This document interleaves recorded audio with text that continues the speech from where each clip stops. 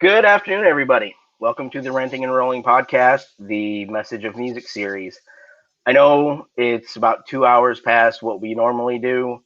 I do apologize. We had some minor difficulties that we had to account for. Originally, my guest today was going to be Footless Joe. Most of you know her from a previous episode we did back in February.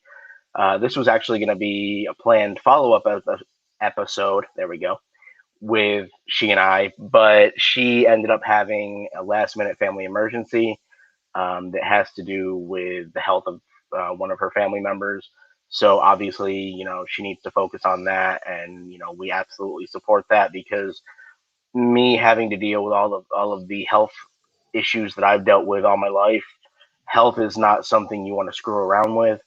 Um, but thankfully, I have the right people in my corner, and they will come by and just kind of come in clutch for me.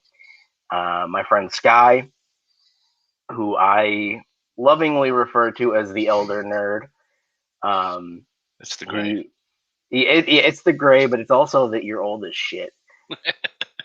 Um, I managed to pull him pull him from what he was doing, and instead of talking about the visual side of music like we were going to with Joe, um, I want to talk about the emotional side, getting into the lyrics, and maybe if talking about if the visual side of it causes emotion, like what sort of emotion the visual side of music evokes.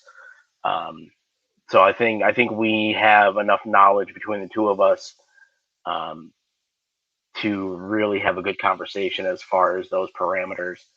So, uh, why don't you give people kind of a background of your involvement with music, performance, all that kind of theater stuff?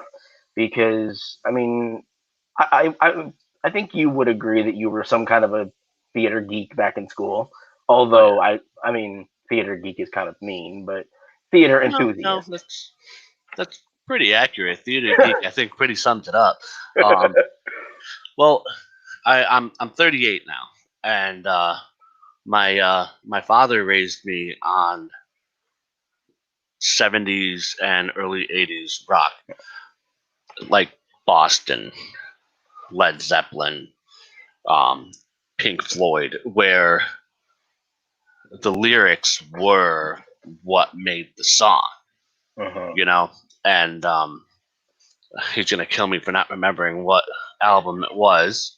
I know, but there was just one, and what really got me, we would we would lay down in the living room with headphones on, and you know, like his head would be here and my head would be here, and we just listen to music for hours.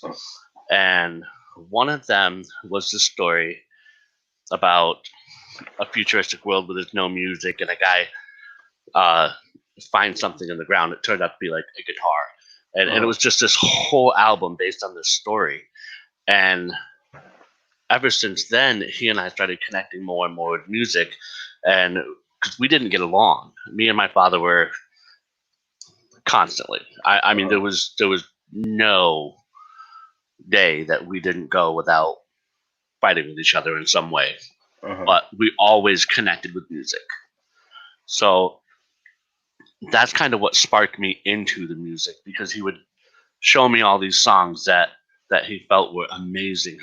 He was always listen to the lyrics, listen to what he's saying. Like, yeah, the music's beautiful, but listen to what he's saying. And then he would talk to me about how he was in choir and in school and whatnot, which got me into that aspect of it.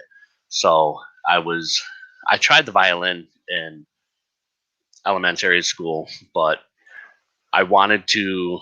I actually wanted to play the bass. I didn't want to play a string instrument. I wanted to play the saxophone. I'm like, Lisa Simpson plays the saxophone. I'm going to play the saxophone. It didn't work out that way. Uh, they're like, well, we need to know that you're committed. So why don't you try a string instrument first? I'm like, fine, whatever. I'll do the bass. And the music teacher said, "No, you're too short for the bass." Okay. So he's like, I'm like, fine, then I'll do the cello. He's like, well, we have too many cello players.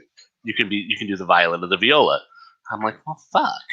I want to do the saxophone.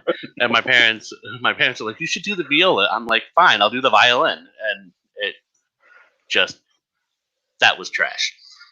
Did it for 2 years, stopped. And then middle school, I took a hiatus, and I didn't join the choir and whatnot, but Mm-hmm. I kept seeing the Octet, which was, as you know, our local selective music group who did many Broadway shows Mm-hmm. at the end of the concert. Right. And I fell in love with it all over again. So in high school, of course, I had to try it. And luckily, I failed ninth grade, so I got to do it for 4 years. Um, and, and that was, honest to God, my biggest takeaway from high school was the connections that I made with those people at that time. Mm-hmm. And there are some that I'm still connected with today. And Mm-hmm. because it was such an amazing experience to learn the songs and the choreography and come together to put on this show for people. It was completely different than a choir. Like, the choir was fun. I loved it because I loved singing. Mm-hmm. But putting on a show, completely different kind of rush. And it Mm-hmm. was just amazing. And my taste for music throughout the years, of course, has changed. I can easily say that there is not a genre of music that I can't listen to. Yeah. But even country, and I'm not a country fan, but there are Well, country songs I like. I think country is, and this is not a play on words because of the fact that obviously we're this series that I'm doing is inspired by Chester Bennington and Linkin Park. This I promise this statement is not a play on words. But I would think the country that we know today is more a hybrid of pop music and Oh modern yeah, and traditional country. absolutely. Um, I think unfortunately, it's still enjoyable, but there are the traditional loyalists that say now that people like Luke Bryan or Florida Georgia Line, they're not country. Mhm. It's like country, and I've always heard this described as country. Being country isn't where you come from. It's how you live your life. It's how how the world around you makes you feel, how you Right. connect with the world around you and the people in it. And I think I can that see that. I think the country music loyalists kind of discounting, people like Luke Bryan or Florida Georgia Line. I think they're discounting the evolution of music because do you remember when we were younger, when YouTube? Well, I want to say when we were younger, but YouTube came out in like 2009, so we were already out of high school. Oh Um, but do you remember in the early days of YouTube? I believe it was a video called "The Evolution of Dance." oh my god, I love that one. I go back to that anytime somebody says, "Oh, this genre needs to sound this way." It's like, do you ever watch The Evolution of Dance?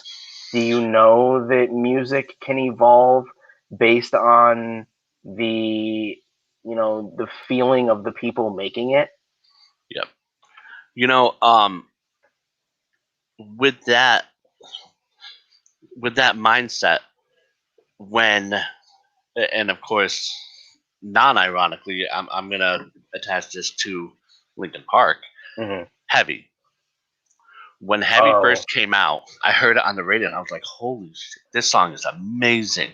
And so I sound hounded it to see who it was by, and it was Linkin Park, and it completely threw me. I was like, what? No. And of course, as soon as I got home, I downloaded it, or not downloaded it. I listened to it on Spotify, and I was thrown because once I knew it was him, I heard his voice. But when I heard it in the car the first time, I was just like, "Holy crap, this is an amazing song!" And then I heard it was Linkin Park, so I got into a conversation with someone, and they're like, "Well, I don't really like it because it's not Linkin Park." I'm like, "What do you mean it's not Linkin Park?" They're like, it's not their style." I'm like, "Well, it doesn't have to be the same exact album from 10 years ago. Right. Like, you can't have it one way or the other." Nickelback, everyone hates Nickelback because all the shit sounds the same. So you want every other band to get classified as another Nickelback for not upgrading, changing up their style here and there. Right. Like, and that was one of the things I loved most about, I think, Evanescence, because Amy Lee had such a powerful range. Like, each one of her songs just sounded so completely different. And yeah, music is going to evolve. I mean, there are so many different subgenres now to everything. And I mean, you can talk to someone who said, "Oh man, no, I love rock," and "Oh yeah, me too. What songs do you like?" And you got one person who's talking screamo, and you have another person who's talking AC/DC. Like, there's all these new subcategories because the music does keep evolving, and yeah, it's still in a broad category, but like country, I mean, look at what country has come from and look at what it has evolved into. The basic dynamic of the music is same, even though the style and even the lyrics have changed to adapt to the 2020s now. So this is kind of going out of the purview of what we're talking about, but it's kind of fun to think about, especially with how old you and I are. You remember growing up watching the Jetsons? Oh yeah. Okay. In your opinion, obviously this is purely just, a random thought. If you had to imagine what country music would sound like in the age of the Jetsons or in the age of Star Trek, what do you think it would sound like in that time period? Because that time period is so detached from what we know. You know what? I think it would sound something like a hybrid of Chillstep and country. I'm not familiar with Chillstep. I know what dubstep is, but yeah, Chillstep is basically just soft melodic dubstep. Oh, okay. There was a streamer that I knew some years ago. He had a band. I forget what it was called. Something Heart, Beach Heart, and he called his music chill wave. Okay. And I'm like, because he lived out in California at the time. It's weird. This little hippie guy who obviously looked like he belonged in California just because of his demeanor and all of that. Right. Grew up out here on our coast in Kentucky. And it's like, how can a hippie grow up in Kentucky? Right. I mean, granted, you and I grew up in upstate New York, but I find myself being more comfortable down here in Virginia. Yeah. While you're still up there in the in the hell on earth. Yeah.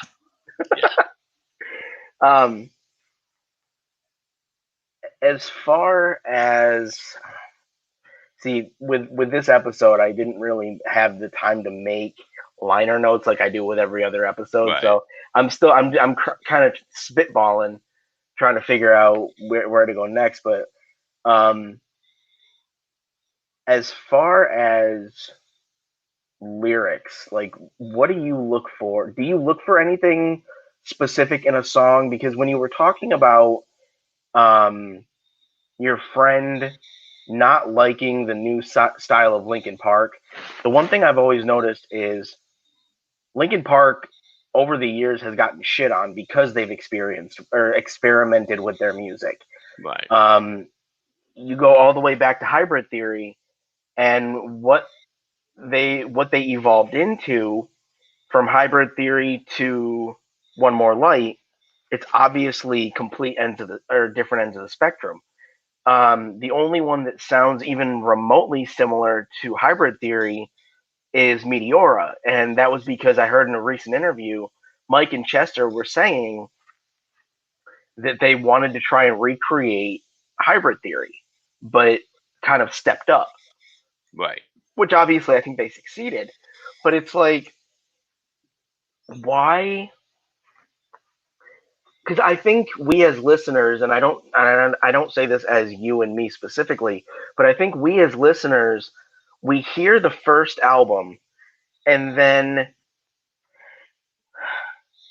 do we We almost naturally expect it. do we naturally just expect them to sound the same? Because eventually, as we evolve, them sounding the same no longer matches where we are in life. If we connect to something, we connect to it because we're at a point in our life where we connect to it for a certain reason. But if we expect a band to sound the same way they did, when they first came out, because it's comfortable for us, but then we criticize them for sounding the same 20 years down the line, you know, we're the ones at fault for trying to box them in. Right. Which is why I brought up Nickelback, because one of the biggest Nickelback issues is that all their songs sound the same, and I get why people say that, but Chad Kroger doesn't have range. I don't think he has range. granted, I mean, hating Nickelback, I think, is a trend. I think it's a meme at me this too. point. It's just a But meme at this point. But at I, a I, I point, don't. it was serious. Like, I mean, people were Oh yeah, bashing on people hardcore. were aggressive about it. But I think the whole concept of hating Nickelback, I I don't think there's a genuine feeling behind it. The only thing I can say about Nickelback, the reason I don't really gravitate toward their music, other than when I'm bored out of my mind, is because Chad has no range. Like, I don't know if you regularly have, you know, pursued doing different vocal things, because I know you did in high school with theater, but I would imagine that you tried to expand your range so that you had more opportunities to do different things. Oh yeah, But Chad just doesn't. I think that's right. the only criticism I have for him. Well, that and I mean, I could be off base. I haven't listened to Nickelback in ages, except for Photographs, which pops up on my radio every once in a while. But um, it seems like he has a range of 5 notes, and it's Hmm. just you know, Yeah. and I could be way off base if I listen to him again, but they had some great music, and he has a good voice for their style, Hmm. but you do got to have some sort of variation, and their variation was not broad enough to to please some people, Hmm. but minuscule enough, or well, yeah, slight enough that the people who love Nickelback and listen to Nickelback are like, no, those are completely different songs. But if you threw on a song by Nickelback that I've never heard before, I'd probably go, oh yeah, that's Nickelback. It sounds just like this other song, and because I don't listen to them. Hmm. But I think that also goes into play with, like you said, our emotional connection to the music. that that Silence. that's the kind of music we don't want to hear on the stream, but it's okay. But going back to your friend and talking about the fact that, oh, that's not Linkin Park, yada yada yada. Um, I would I feel like as an artist, you need because music is art. Nobody can ever deny that. But Right. any form of art needs to evolve to show growth. And Absolutely. I think that that's where a lot of people the miss the message. Yep. Because if you listen, I mean, and I know that this is widely contested, but a lot of people who are fans of Linkin Park after Chester passed away said that if you think of if you look at hybrid theory all the way up to one more light, it's literally one continuous note that Chester was writing to his fans. And when I'm not going to say the S word because YouTube doesn't like that. Um, it was that kind of note. I'm sure you understand what I'm talking Yeah. about. But recently, Sean Dowdle, who was in Grey Days with Chester, he said that the reason that they came up with the title for the album that they just released, Amends, the one that was their last endeavor musically with Chester, Mhm. because it was songs that he wrote and recorded so long ago. The one reason that they named it Amends was because there's a song on there where Chester talks about making amends. Right. And he said that that was just beating him over the head that that needed to be the name of the album. He said that he originally was going to call it Making Amends, but he felt that just that one word held enough, there was enough gravity to that word where people would just be drawn to it. Right. So in the sense of, because I know a lot of your performance stuff from high school. Um, and if people out there watching or listening can't really put their finger on it right now, Sky and I went to the same school. Um, but did you ever take, or like, were you ever inclined in like an English class to be a good writer? Like have you ever been connected to words outside of music? Yes. I actually, well, I used to write I used to write short stories, poetry, and songs potentially, and I'm trying to write a 3-part series, but You're I've right. always loved the English language, and putting together a story or putting together a song or a poem. It's There's no better way to get what's bottled up inside of you out than throwing it on a piece of paper. You write naughty fan fiction, don't you? There's some Harry Potter shit I've written that's Draco doesn't like Harry for different reasons in my book. No. You realize any Potterheads watching this, and I said YouTube, just let me clarify, I said Potterheads. You realize there's Potterheads, any Potterheads watching this will come for you for that, right? I That's fine. That's fine. Oh, Lord. I mean, Listen, Harry's wand was bigger, and that's um, I think, especially in the social climate that we're seeing today, I think we are so detached from words that it's disgusting. Like, I think if we had a stronger connection to words, we would actually be careful. Not that I'm saying that people need to censor themselves, but I think they would be a little bit more clever in the words that they use. I agree. I actually Like, you and I don't censor ourselves, so I'm not saying we need No, to, not very well. yeah. Sometimes we So should.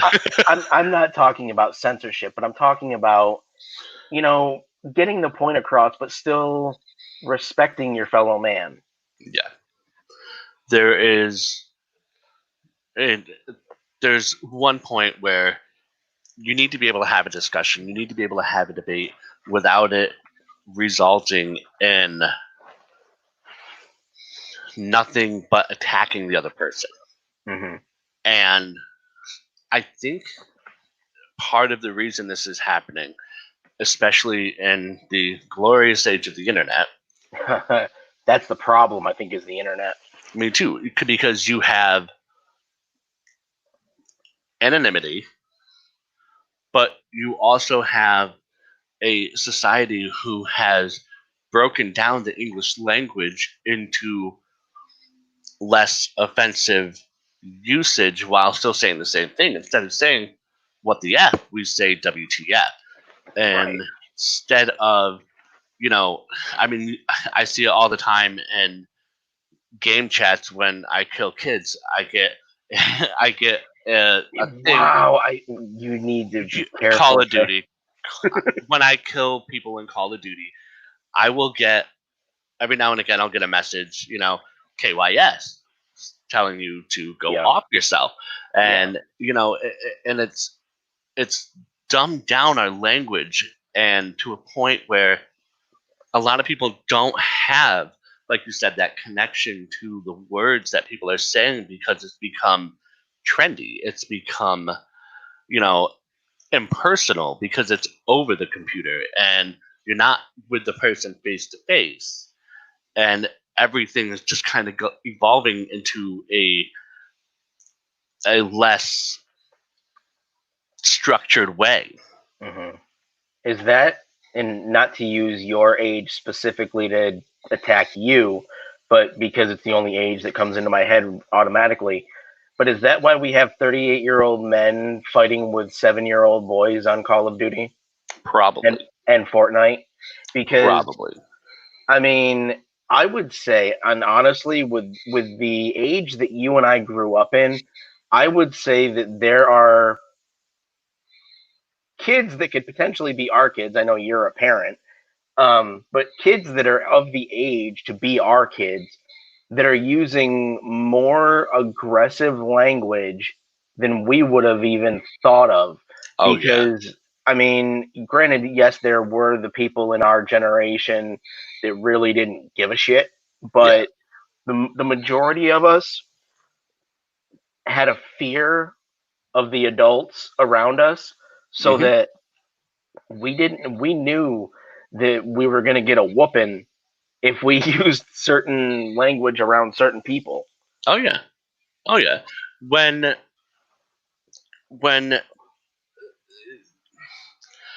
God, I'm gonna age myself so bad. When the internet when the internet really started taking off, you know, the messages from people Mm-hmm. were pretty normal for the time. But if you looked back at an email from 1992 from, say, me to another friend of mine, it would Wait, have been. email from 1992? You mean like All right, we'll say 95. because I don't remember getting an email until I was in high school. My You're uncle. right. We should probably say 95, 96 when it first happened. Oh, okay, Because because this was 2000 when I got my first email. yeah, no. Before that for me, uh, like I said, theater geek is a good word for me because I geeked the f out. I've had a computer in my household since I was 7 or 8. Oh wow. So, and my parents, and unfortunately, I kind of took that from them. We tend to jump on the newest piece of technology just because we're so in awe of it. And to this Yeah. day, I still am. Like kind of it's kind of funny because the people who are growing up in this technological advanced era don't see the progress that we've come from. Like my first computer was completely DOS based. I had to type everything in. There was no Yeah. mouse. There was no mouse. So it's different. Yeah. And now, I mean, now we're video chatting face to face, which was something that actually I think my father still has it somewhere. There was a VHS Yeah. about um, the progresses that they thought they were going to make in 10 years to be able to have face-to-face video calls. And Hmm. it took like another 15, 20 years to actually get it good. But Yep. I mean, so I come from black and white text-based game of Zork, where you're standing in front of a mailbox, open mailbox. Like, and it's funny because back then you couldn't misspell a word. If you misspelled a word, it didn't know what you were trying to say. Hmm. If you forgot the E and open, it went, I don't understand that, try again. I And don't know. I don't know. Autocorrect, I don't think knows what we're trying to say half the time anyway. granted, but it tries. Yeah. But and I feel like that's a big part of a a good way to tell about our relationship with the English language, because I mean, we now have programs that try to figure out what the hell you're typing, Hmm. which is not English anymore, and relay it to an English word to send to someone. And you couldn't do that back then. You had to spell everything correctly. You couldn't get away with saying finna. Yeah. Finna is not a freaking word. Like I, it took me forever to go from going to gonna, Yep. and now with finna. No, that's so weird. That's so, Yeah. and people talk like that now. So when you see people like, and I'm gonna get this back into the music here. Yep. When you see people like Linkin Park evolving their music and still staying true to themselves and their message and their the words that they put out there for us to hear, Hmm. it's so much deeper and full of so much more emotion and energy than, forgive me kids who like this stuff, but Nicki Minaj. Hey, I mean, I can't deny I've jammed out to some Nicki Minaj just when I'm not really looking for anything deep. I just kind of need something to Granted, kind kind of give me some energy, I think. it, okay, which I get, but now most of that music isn't even made by those artists. Yeah, I know. And then you got, you know, lyrics that are like one word 10 times, and then, you know, a Yeah. half paragraph of 10 other words, and then back to one word for 17 more consecutive seconds. It's weird to me. And, you know, I don't know her earlier stuff, so I can't say whether or not her music evolved into that. But if I have to attach it to this genre of music, if you look at Rihanna, her earlier music was a little more lyrical, Yep. and then work, work, work, work, work, shamalama ding dong. I don't know what she said. I know. You know, and the earlier Rihanna stuff, I didn't mind listening to. I could handle it. But Yeah. then, you know, it goes a little further, and the words break down, and it's more just. I would rather hear her beatbox than say words that sound like she's trying to. A song that actually turned into a meme comes to mind, and I'm gonna have another fan base coming for me by saying this. That stupid "Who Run the World" "Girls" by Beyonce. There's a meme that goes around, and I don't know if you've seen it. It puts that up, or it puts the lyrics to that song next to a song by Tupac, and Yes. it shows where Tupac is the only writer of that song. Where it shows Beyonce's lyrics, there's like 15 different writers and none of them is her. Yeah. That blows my mind. And now is that And the messages that Tupac had in his songs were deep. oh yeah, like Tupac I think is the Linkin Park of rap because there is such a deep like there's a deeper meaning to everything he says. Oh And yeah. I think that that's what we've lost socially as a people. We're shallow. Like we have and I don't I hate saying this about our age group, but we've essentially become so shallow. Yeah, we have. There's no doubt. Um, and it blows my mind. And I think a lot of it ties into um, the way that the generations that are following us are interacting with everybody and Mhm. interacting with the words that they have. There's less stress on utilizing the English language in its form and more how can the English language work for you? Mhm. And it's a little weird. I mean, one of the things, and it's stupid as hell, but I find it fun. I like taking songs, and Shakespeare was one of my favorite writers. Shakespeare was amazing. I Mhm. believe it was actually Mrs. Matino who got me into Shakespeare, if I remember Latino. correctly. Um, she had us read The Cask of Amontillado, and I I'd been in love with Shakespeare ever since.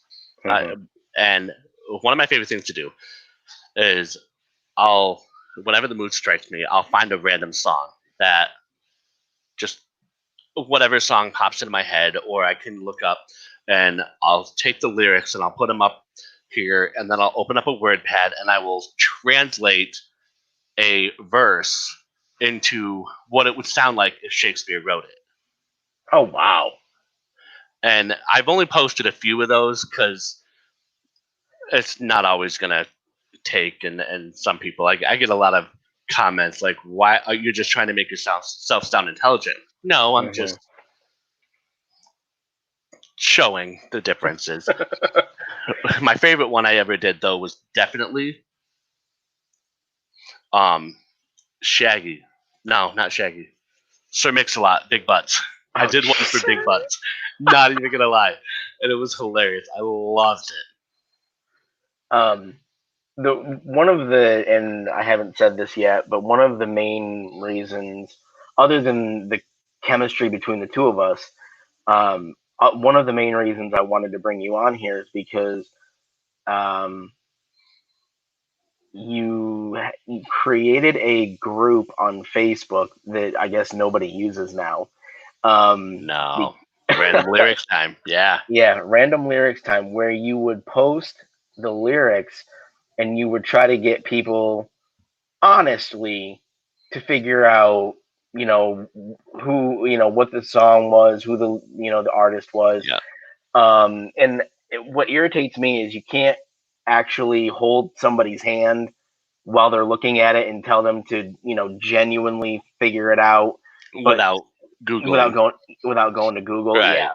Um, but you know, as many of those posts as you've done, can you think of, I mean, what lyrics stick out to you the most? Like, what ones do you connect to, and what ones just sound interesting to you? Because I think there are people that can listen to music for the entertainment value, but then I think that there are people who understand the artistic and emotional value.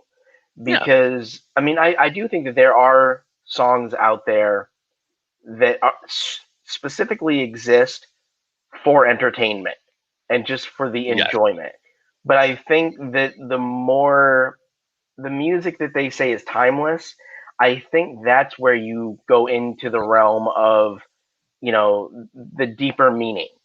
right. So, what lyrics in your mind stick out to you the most, from the more deeper end of the spectrum versus maybe something that's a little bit more just for enjoyment and kind of just to make, drown out the lack of sound?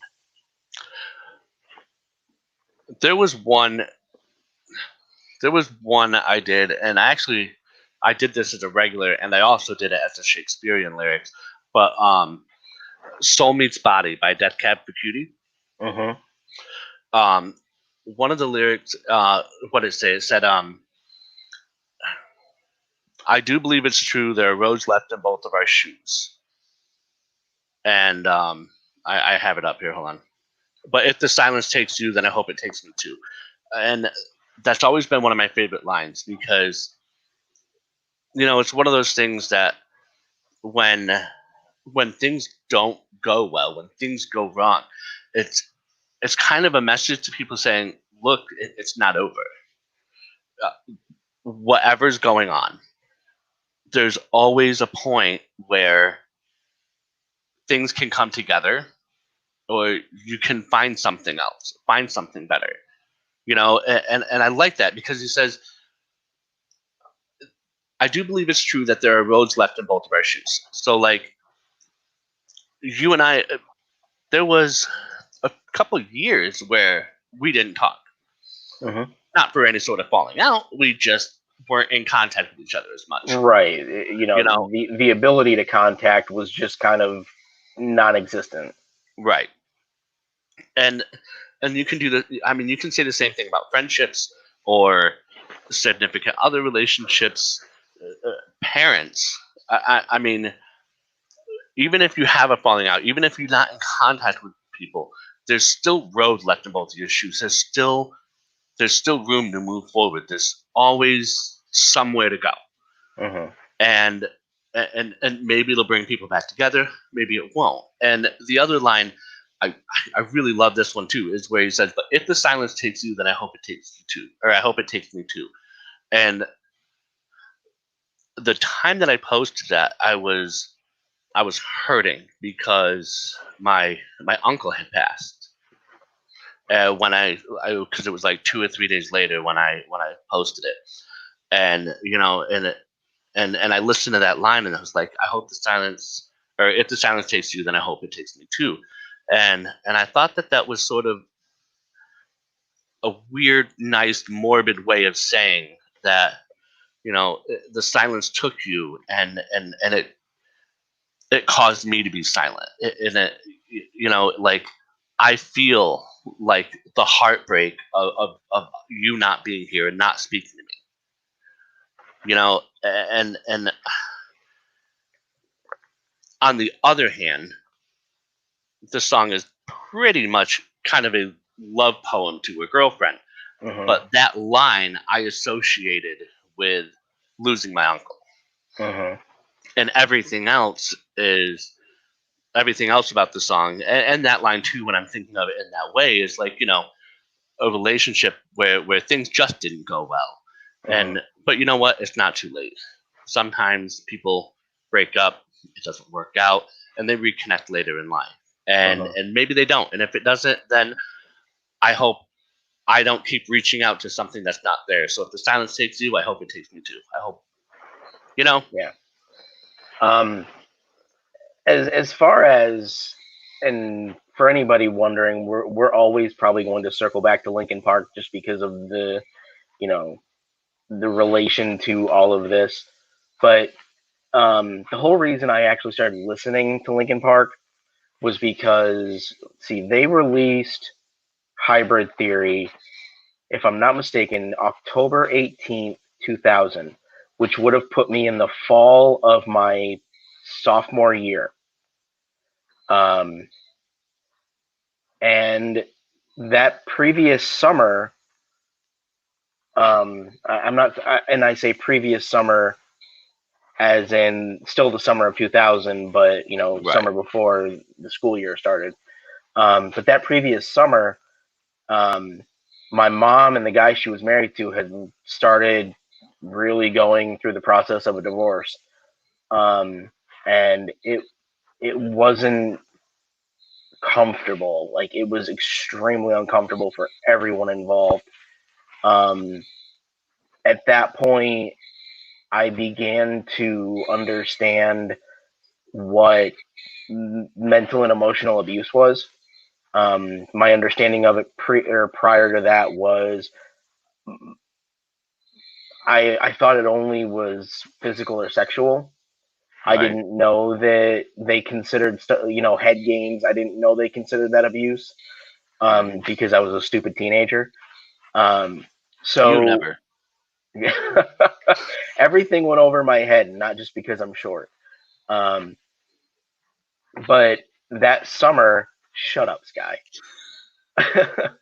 um, that summer, I started listening to Infest, the album by Papa Roach, Yeah. and their song "Last Resort," which I know you know what that song is about. We'll keep it off YouTube because YouTube doesn't like us talking about certain things. But that song really described what I was going through and what was kind of going on in my in my head Right. around that particular event. Um, so I don't know. Have you ever seen the movie? It's got Helen Hunt and Kevin Spacey. It's called Pay It Forward. You know, I own the movie. I have never watched it. How do you own a movie and have never watched it? Uh, it was given to me by a friend who was moving and getting rid of some stuff, Mhm. and it sat on my shelf for Well, 8 years now. I'm gonna give you homework, and you're gonna go watch it as soon, or not as soon as we're done, but at some point down the line, you're gonna watch it so you understand what I mean. Um, Haley Joel Osment, who I know, Mhm. or I'm sure you probably recognize the name. Oh yeah, He no, I know who he is. he I think one of his first roles was as the the little son of Forrest Gump and Yes, Jenny. Jenny. Yeah, but he starred in Pay It Forward, and John Bon Jovi was Helen Hunt's ex-husband in Pay It Forward, which was really weird to me. Um, but he and Helen Hunt were having an argument, and Haley Joel Osment was in his room under his covers listening to uh, Last Resort, and I just it spoke to me Right, because that was what I was going through. right. Um, and now, mind you, I saw this movie probably a year after that happened. So seeing that and seeing that visualization, seeing it staring back at me, it's like, wait, Right. I've been there. And it rocked me to my core. But um, having listened to that, and then in the fall of my sophomore year, when Linkin Park released Hybrid Theory, I almost think that, I mean, I know people don't really think too much of superstition, but I kind of think I was supposed to be gravitating toward that music because it helped me identify and define my anger. Yeah, And I don't necessarily think it helped me channel it, but it at least helped me acknowledge it. Um, so, absolutely. I mean, that and I have a hard time talking about this one just because it's so like visually it's so vivid to what I went through. Um, Wonderful by Everclear. Okay, yeah. Have you seen the music video for that? No, I know the song. I love the song. I've Oh never seen my the video. god. You need to watch the music video. I like it blew my mind. Like I can't listen I still to this day cannot listen to that song because of see I can listen to all the Linkin Park stuff, I can listen to all the Papa Roach's stuff. I can't listen to that one song by Right. Everclear.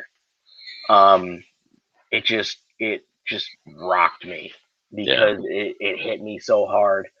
Um You know, That's one of the glorious things about music, though. I mean, depending on where you're at in life and how you're feeling, Mm-hmm. certain music, certain songs can amplify Mm-hmm. or channel what you're going through to either make it worse Mm-hmm. or to help get that out. And it's the same thing with, like, when I was saying, putting words to paper always made me feel better. And it was the same way with listening to certain music. When Linkin Park first came out, I actually heard Crawling on Yep. MTV when they played music. So, you know, a long Back time ago, back when MTV actually was relevant. when MTV was music television, not TV. Yeah. Um, they it came out. I was a senior at that time, and it came out the summer before I became a senior. Mm-hmm. And I remember, well, maybe the fall, like you said. I don't remember when, but I remember I was over at my friend's house, and we saw the music video, and the video was so wrought with meaning without showing anything really. Mm-hmm.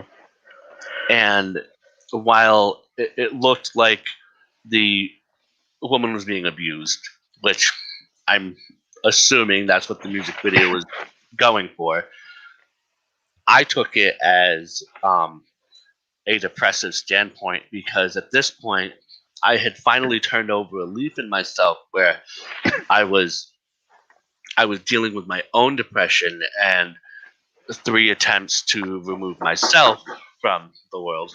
Yep. I Yep. didn't know this was gonna happen. Hold on. Hey there.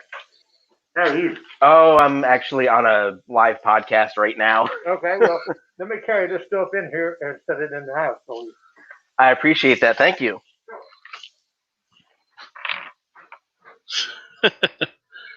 Oy vey. I apologize for that. Having to improvise an episode, you kind of run into things that were supposed to happen later on in the day. You're right. So, Where you want this? right there is fine. Okay. I'll put it like that so you can get it. I There's the mail, Awesome. Thank you so much. and I'll see you next time. Absolutely. Just put your initials. Okay, so you can get back to your work. Thank you kindly. I'll see you later. Have a good one. I love your mask. Thank you, sir. My daughter found it. Got it for Really? guy that does her nails had it. That's awesome. All right, thank you. Thank you. All right. My apologies. Where So was I? I was saying how Crawling. Oh. I had At that point I had finally turned over a new leaf in my own internal issues, because I had tried to remove myself from the world at 3 separate occasions by that point. And so I attached to the song because it put to words how I felt, that Mhm. it was impossible for me to heal these wounds. They will not heal. And you know there were no physical signs. If you did, if I mean, at the time, you had no idea what I was going through. Nobody did. Mhm. I mean, it was all internal. It was all, forgive my sacrilegious nature of saying this, it was all crawling in my skin. Yeah. There I'm was still listening. I just got to Yeah. check something.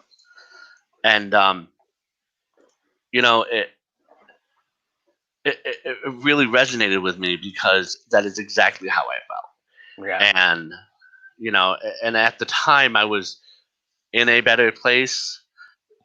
Not really, but I was adjusting and I was moving on, because my niece had been, or well, my sister was. Let's see.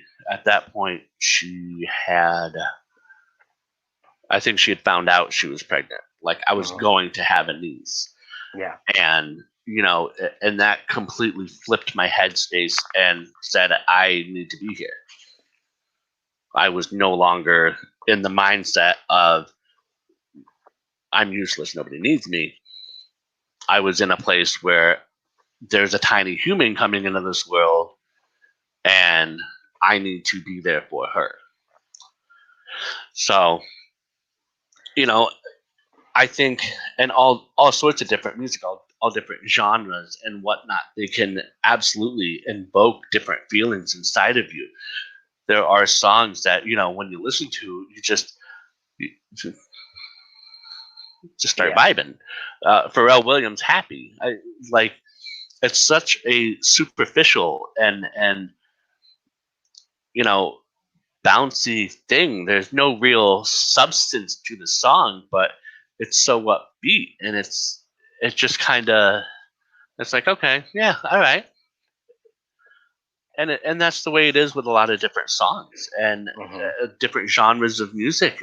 You see so many people with angst and anger listening to hard rock, screamo, metal, and this and that, and some of it I did not understand forever. Like I, for one, I have a hearing problem, so lyrics to songs are often misconstrued when I hear them. So So you're the reason that misheard lyric websites were a thing back in the early 2000s? yeah, I would not be surprised. There was there was an old there was a commercial. I hope you remember it. It was about Pix 106, the radio station up here, and it was this woman saying, she's got a tick in her eye, and it was "She's Got a Ticket to Ride" by the Beatles. But she's got a tick in her eye, and I was like, oh, that's me. They're talking about me.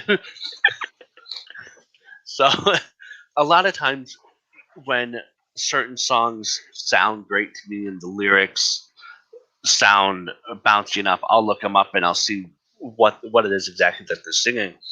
And once I got over my initial, oh god, I can't stand screamo, I don't even know what they're saying. Well, I don't really know what most songs are saying, so I'll give it a shot. And I looked up the lyrics to one, and God knows I don't remember what it is now. But the lyrics were actually pretty thought provoking. Mhm. And and initially I was like, why not just sing it in a way that people can understand? But that feeling, that roar, and that guttural screeching Mhm. kind of makes a lot of sense when you start looking at it from a different perspective. Mhm. Because then that's the feeling behind those words. Mhm. It's not, oh yeah. It, Mhm. Well, and I think it goes back to what we were talking about as far as um, when Linkin Park was writing Meteora, they felt forced to make it sound similar because of the trends that were going on right there at that time. They felt forced to make it sound similar to Hybrid Theory, but they still stayed true to who they were. Like it's still their sound. It may sound, like maybe melodically similar to, or melodically and instrumentally similar to Hybrid Theory, but it's still a progression from, it's still a yeah, deviation from that, but not one that alienates the listener.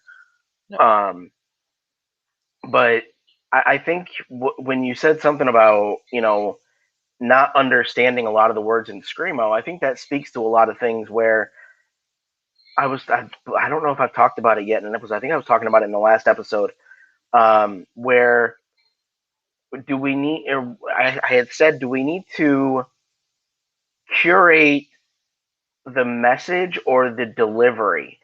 And I think that a lot of people, I think that's why music is so versatile, because people can connect to one universal message, but they're going to connect to it in their own way, just like any yeah, child learns in their own way.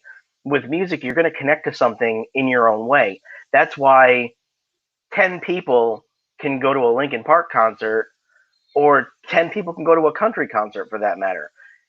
It doesn't matter their individual reasons for going. They're all going because they love the music of that artist and it Right. connects with them in some way. Yeah. And what I don't understand is why that can't translate into, social situations. Why can't we find the similarities, and in the similarities try to understand the differences? It could. We just don't. Yeah, there's the willingness is not there. Right. Like, We're in a very, and I'm going to use political terms without meaning it politically. yeah, It's always a left or right. It's always yes or no. There's never, well, to put it into a neutral area instead of using left or right, because that is gonna make people go off in the and comments. that's why I said yes or no. Right, but I mean, it's gonna polarize it. Right. People understand, North and South Pole or different poles. So I hate having to mince words or find other words, but that's the beauty of spoken language, is that words exist. We Right. have the ability to find words to help everybody communicate. Yeah. And I think that we need to understand that no two people are going to communicate in the same way. Right. Like the personal experiences I'm talking about, connected to music, are not going to be yours. Right. But my friend Melissa, that I was talking to in the previous episode, she's a trans woman, and I asked her, I was like, being close to, because I think she's maybe your age, and I said, being the generation that we grew up in, and seeing how far we have actually come, because we have that luxury of knowing how far we've come so far, whereas the people born 2000 to now really don't have that connection to the past. I asked her specifically, as far as the LGBT community, and I said, I understand you're not speaking for the LGBT community as a whole, or even the trans community. I'm like, but for you personally, what is more important? Is it acceptance or is it understanding? I was like, would you rather have people accept you or understand you? She goes, understand me. And I loved that response. Like, I don't care if you accept me. Yeah. I'm not going to force you to accept me. Like, with my situation being in a wheelchair, I've had a lot of people in professional settings say, I don't know how we would use you in the company. That's completely disregarding The asking value me that you can have. asking me what I'm capable of and what I feel I could bring to the company. So I would rather be understood than accepted, because I honestly, to kind of go bougie on this, your acceptance of me, whether it's pro or for or against, that's on you, boo. Yep. I hate phrasing it like that, but But it's true. And, that's another thing that I'm going to alienate people and I'm going to send some shitstorms your way. I apologize for this. that's what we do. I know. Why do you think I have you as a co-host, dude? Because we have fun and we create chaos. People can be offended. I do not believe that it is our job to make sure that nobody is offended. Mm-hmm. And that is another trend that's going on that really worries me. I'm not saying that we should not look into how to speak and discuss and debate without being an asshole. But Mm-hmm. I what else are we going to take away from the world to make sure that nobody is offended? And that can be thrown into a gazillion different situations that are happening right now, in the past 10 years, in the future 10 years. I'm not talking about any one specific incident. I'm not talking about any one specific anything. There are things that offend me that I don't like, and I wish people wouldn't say. I have people that I am close with who have certain disabilities, and I hate the word retard or retarded. When I was growing up, I used it. I used it a lot because back then I didn't have a personal attachment to the word. I don't use it towards people. I've used it towards situations and things. I don't use it Right. towards people. And to this day, that word just like, and you said it to me, and I'm like, okay, fine, whatever. But because I don't the remember, last time we talked, you said it, and but again, you said it toward a situation, not as a person. You're Yeah. like, oh my god, that's just retarded, and and it's a harsh word, and it's a word that is offensive to many people, and it has become an offensive word to me. But I'm not going to go, oh God, please don't use that word. Like, Yeah. you know, yeah, it can be offensive. It can be used vulgarly and so with such malice. But as a word itself, it's not, as a word itself, it is not it's not a harmful word. It's the meaning behind the word, and that can be said for so many different things in so many different situations and everything. And if we keep on removing things that can potentially offend people, Hmm.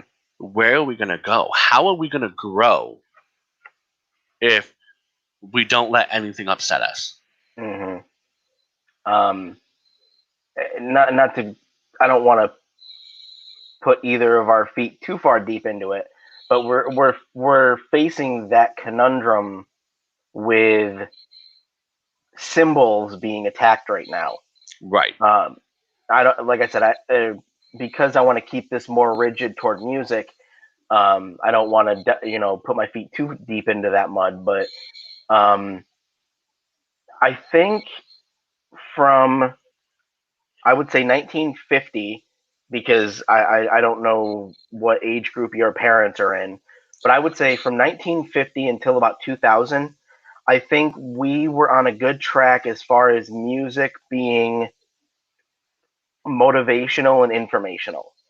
And what I mean when I say that is, I look at the protests that we're having today, and it makes me wish these people who are protesting, I understand, on the surface level, I understand what they're trying to accomplish, but I wish they would listen to the words of their elders and, kind of approach it differently.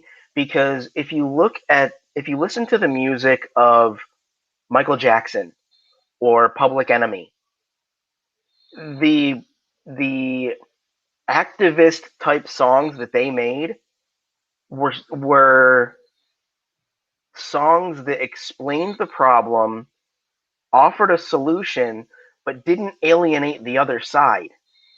It told you how to bring groups together. Like Michael Jackson's song Black or White. Like that, to me, is something that, if we're facing racial issues today, people need to embrace that song more, and they need to embrace the music video, because you know people are just arbitrarily taught or putting things into this category of that's offensive or that's racist. It's like, it's not. You're bastardizing the word, therefore taking away its meaning. And I think that people need to curate their approach for it to be more effective, and for people to be more receptive to it. I'm not saying that they need to individualize it for each individual person, but find something that can work for a group of people, and then that group of people can go to the next group of people and say, well, this is what it means.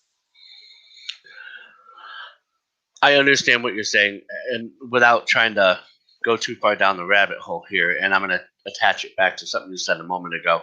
Mm-hmm. I think one of the biggest issues that are going on right now is that someone always has an idea of how it should be done.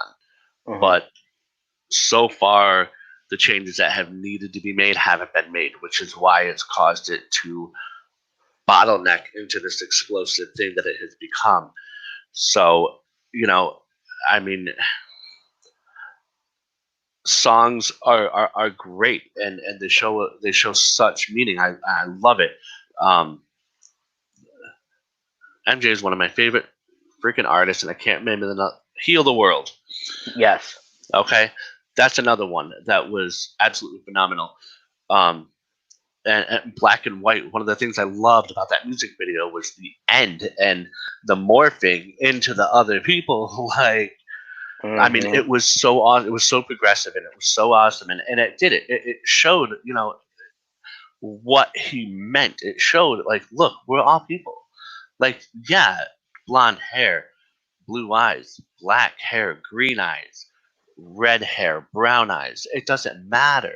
Skin tone is literally just a tone. Yeah. I mean, you have white people who stay outside too long and they go red or they turn tan. Like, it's literally just the color of our skin, and it shouldn't be such a divisive thing. And unfortunately, it has been. And I do believe that it's bottlenecked up to this point of explosion because songs haven't worked, kneeling hasn't worked, and I like I said, I don't want to get into it. I want to bring this back to the music aspect. One of the things I thought was great with Michael Jackson's Black and White song was, you know, um, it doesn't matter if you're black or white. You're still my brother. You're still my sister. Like, we can be one.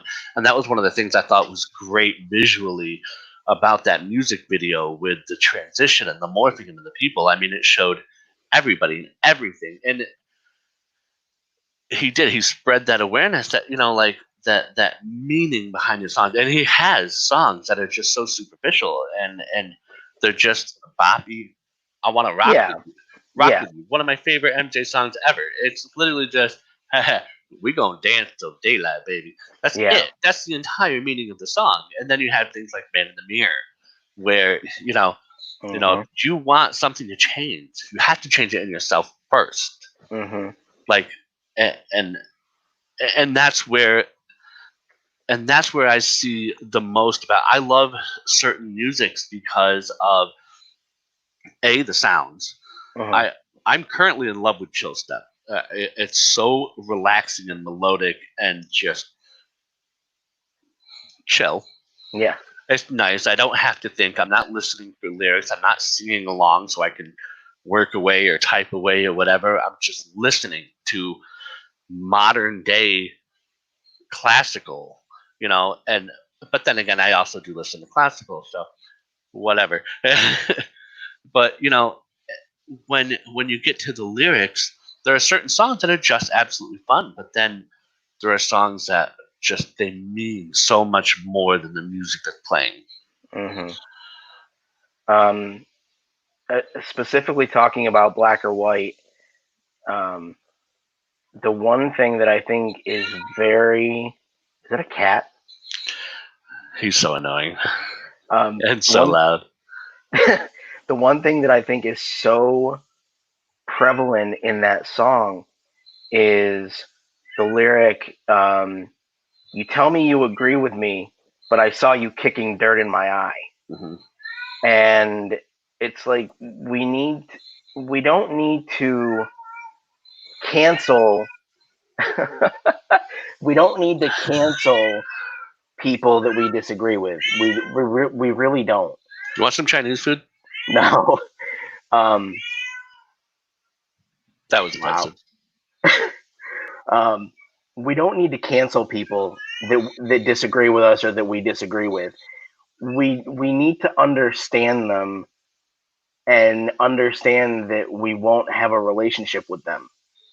Right. But I think we need those people to exist And I think we need those people to exist in a public space so that we know who to avoid, because you're not gonna you're not gonna be able to play Candyland through your whole life.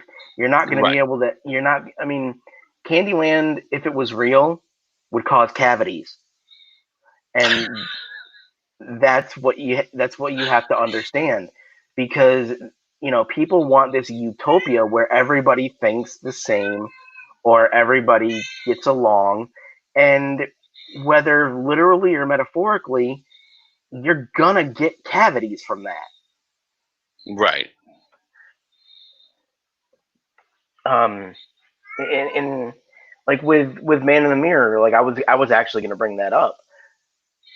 Yeah. People don't know anymore how to have um, self accountability. They don't, No, or absolutely if not. or if they do, they just completely avoid it and say, like I'll send this to you when we're off stream, but I shit you not, there is a graphic that the Smithsonian Natural or the Smithsonian African American History Museum put up. They put this up in their museum. It is a graphic that shows what they interpret as white. And like they said that all of these things that are considered white need to be gotten rid of. And it's like, why are you creating something that is obviously going to divide people rather than talking things out? That's why people, go to concerts, because they want to be, whether they have differences with each other, they want to be in a place where they're both going to agree that, the environment's great. But Right. too, too. And the deeper things don't necessarily have to be a dividing factor. Hmm. People can disagree on something, but still come together with something like music. I mean, you see, you see white, Asian, black. You see them all at a Linkin Park concert or a Seven Dust concert, or like, because it doesn't matter where you're from. It doesn't matter what your views are. You can come together with something similar Right. about some aspect of your life, whether it be where you're from, the music you listen to, your favorite artists. There's always something. Yeah. Um, you look at the diversity in, the structure of a band nowadays. Um, Even with Linkin Park, you look at the diversity. I don't know Chester's heritage, but he looks like he may have Asian lineage. Like it looks like there may be some Asian lineage in his line. But then then you have Mike, who I believe is part Japanese, Mike Shinoda, Yeah. and Johan, who is Asian, but I'm not sure where he comes from. And then you have two white guys. Yeah. So um, I think that all you have to do to see people coming together is look at the diversity in the structure of a band. And with like you said, Seven Dust, you've got Seven Dust, you've got I believe Killswitch Engage. I believe both of them have singers who are primarily African American. Right. Um, I so actually got into a little thing online. Someone was complaining. Um, Someone posted a song, and another guy came out and said, actually, it was on TikTok. That's what it was on. Not even like, all right. So now I remember it fully. There was this black guy was listening to a hard rock heavy metal, mhm. not screamo, but more guttural sounding lyric, and someone commented, "You're the wrong skin tone for that." So me being the asshole that I am, I go, wow, you've never heard of Seven Dust, have you? Like, come on, like, it, there's because it's just, why does it have to become something like that? I mean, there, my mother and I, we disagree on a lot of things, but Yeah. now, of course, now she's a country holic, but she moved to Texas and now it's just country all the time. Yeah. I, I'm pretty sure she swears on John Wayne instead of the Bible at this point. But we, you know, we used to connect with music a lot as well. And even though so much differences, and same with my father. My father and I mean, like I said, we were at each other's throats constantly. My father will always say, "I never hated you. We hated each other." I was an asshole kid, an asshole teenager. I know it. You're an asshole elder. Well, that's we're not talking about now. That may be true, but but we always connected with music, and like Iron Maiden. We connected with the Iron Maiden. We'd listen to Number of the Beast album again. Like, well, at that point we were in the other house and we just played it on the big old speaker system. But like, it doesn't matter what you're going through. It doesn't matter who you are, what your views on. You can come together and you can connect. Mm-hmm. And I think that music can be a great factor in that, because literally music doesn't have, well, okay, certain music has political agendas. Rage Against the Machine is a prime example. Yep. But a lot of music, it's not exactly catering to one person or another, one race or another, one political agenda, one this, one that. People from all walks of life can come together with a love of a certain genre or a certain artist, and find things to talk about. So I think that's one of the most beautiful things about it, and I think that's amazing. Something I'm curious about, because you know who one of my upcoming guests is because we've spoken about it. In any individual's formative years, I would say their educators have a big influence on who they become. When you're talking about music, let's go as early as middle school. When you think of somebody like Mrs. Armstrong, who, to our viewers, that was one of the music instructors we had when we were in middle school. When you think about the level of thought and effort goes into their lesson plans, because that's separate from academia. Like, Right. that is completely separate from academia, which I think is why I enjoyed it so much, because I hate structured academia. It sucks and it has no place in modern society. But we won't go there because Mr. Shaver from 9th and 10th grade is probably listening right now, even though I really think that, looking back, there were a lot of things that he could have. I won't go there. But to circle it back to music, are there any things that you remember that, like Mrs. Weifel or Mrs. Armstrong or Mrs. Granger, Weifel, or Mrs. Granger, any one of those three teachers? Can you remember anything specific from those classes and the way that they taught music? Because obviously music comes from a personal place. So yeah. when you're developing a lesson plan for music, it's obviously going to be an emotional thing, because you have to be able to connect with it to be able to help somebody else connect with it. I can actually give you a few examples of all three. Okay. Probably one of each, actually. Armstrong. My first memory of Mrs. Armstrong was singing Del Gato. And actually, this was in, I believe, fourth grade. So I had her Oh wow. as an elementary.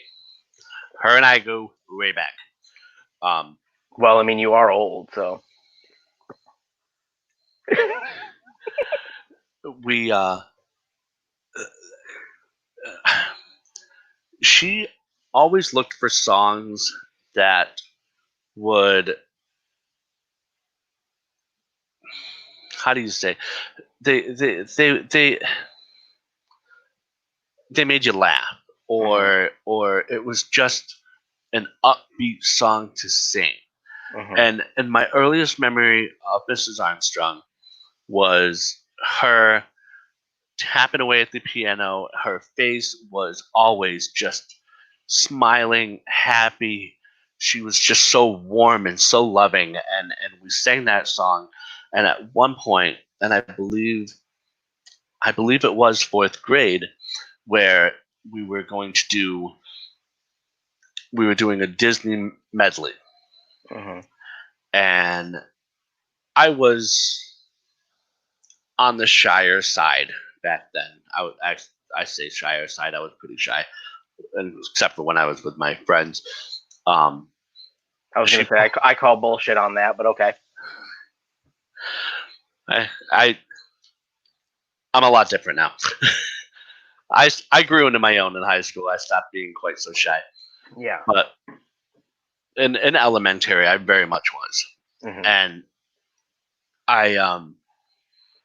she pulled me aside after class, and she's like, "Listen," she goes, we're gonna have a few people do I don't remember what they called it. It was a solo, but it was like 5 of us all singing one verse. And she's like, I think you would be perfect for it. And that just melted me. I was like, oh my God, I can do this. Like, me and my father listen to all these artists and all these songs and all these lyrics, and you think I could do that? Like, oh my God.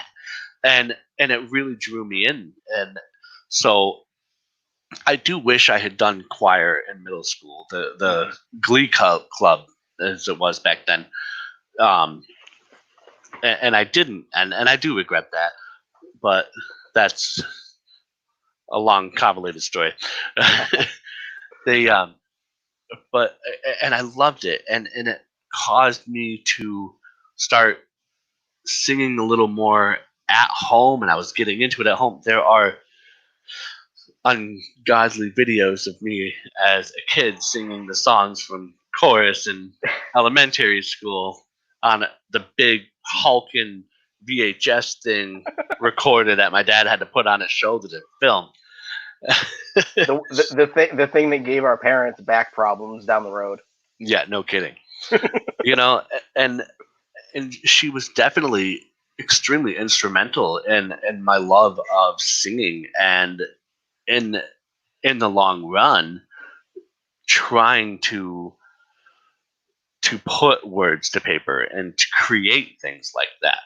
I've never been able to do songwriting, but once I realized that, I just began writing poetry, which started as a direct result of Armstrong. Zweifel. She was an interesting character. I think She was something.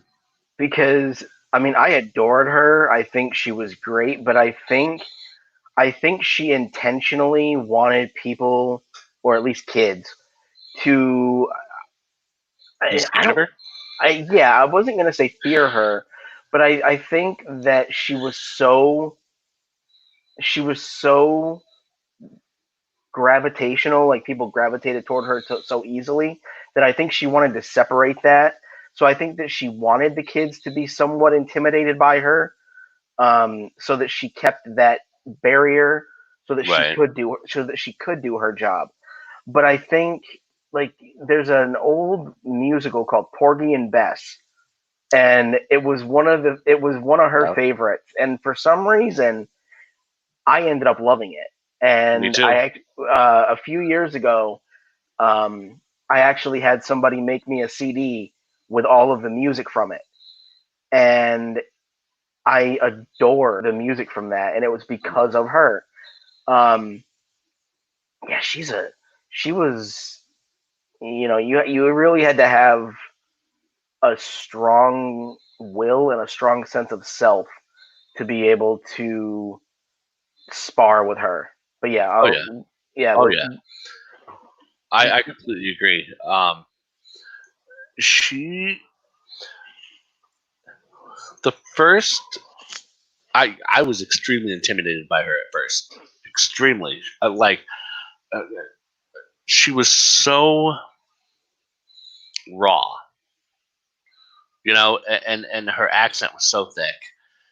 And I don't know that I ever noticed an accent, but I knew that she had a deeper voice than what I was used to.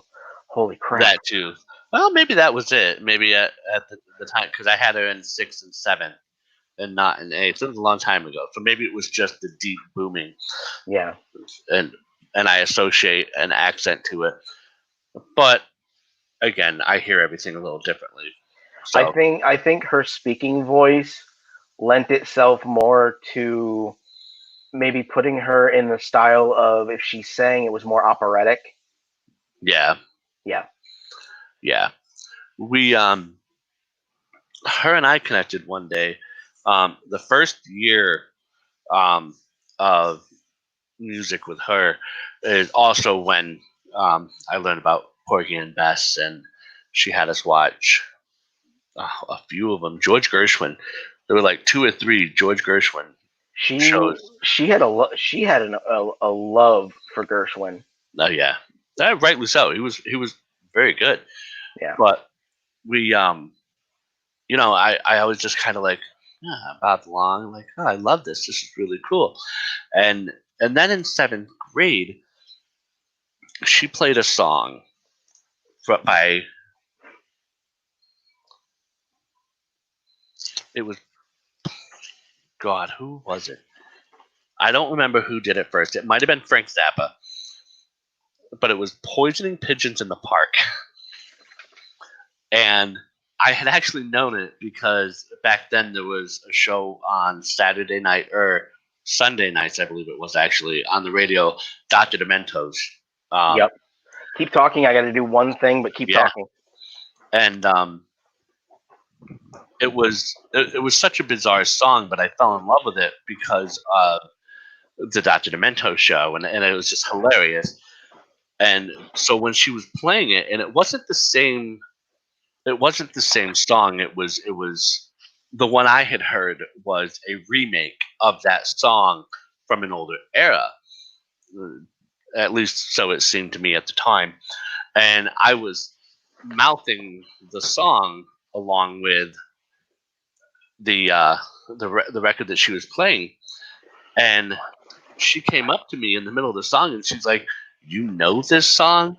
I'm like, "Yeah, I know this song." And she's like, "You are literally the first person I have ever known to come into my class and know this song." And well, I said, truth be told, I'm like, it's because of a radio show they play at 10 o'clock on either Saturday or Sunday. I don't remember what it was now. It was called the Dr. Demento Show. And so she goes, "We're going to talk later." And she went back and she did her own thing. And then after class, I stayed over. I was the teacher's pet everywhere. I stayed over after class, and her and I sat down and we talked. And we she's like, "Well, what other older songs do you know?" So I was talking to her about the Motown that I listened to with my grandmother, the rock I listened to with my father, and she goes, "Wait, the Beatles." I was like, "Yeah, I know the Beatles. My father loves the Beatles. He has all the albums." And she's like, "He has all the albums, like on cassette?" I go, "No, no, no, no, on record." She goes, "I Vinyl. love you.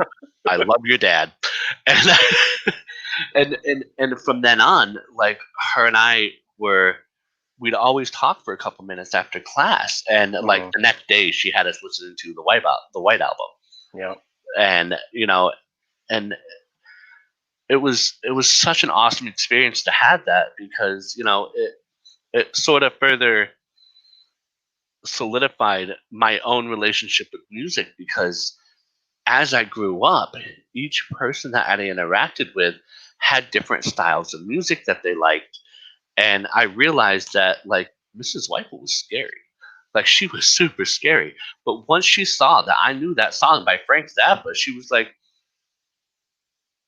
we're friends now. Like, and that was really cool.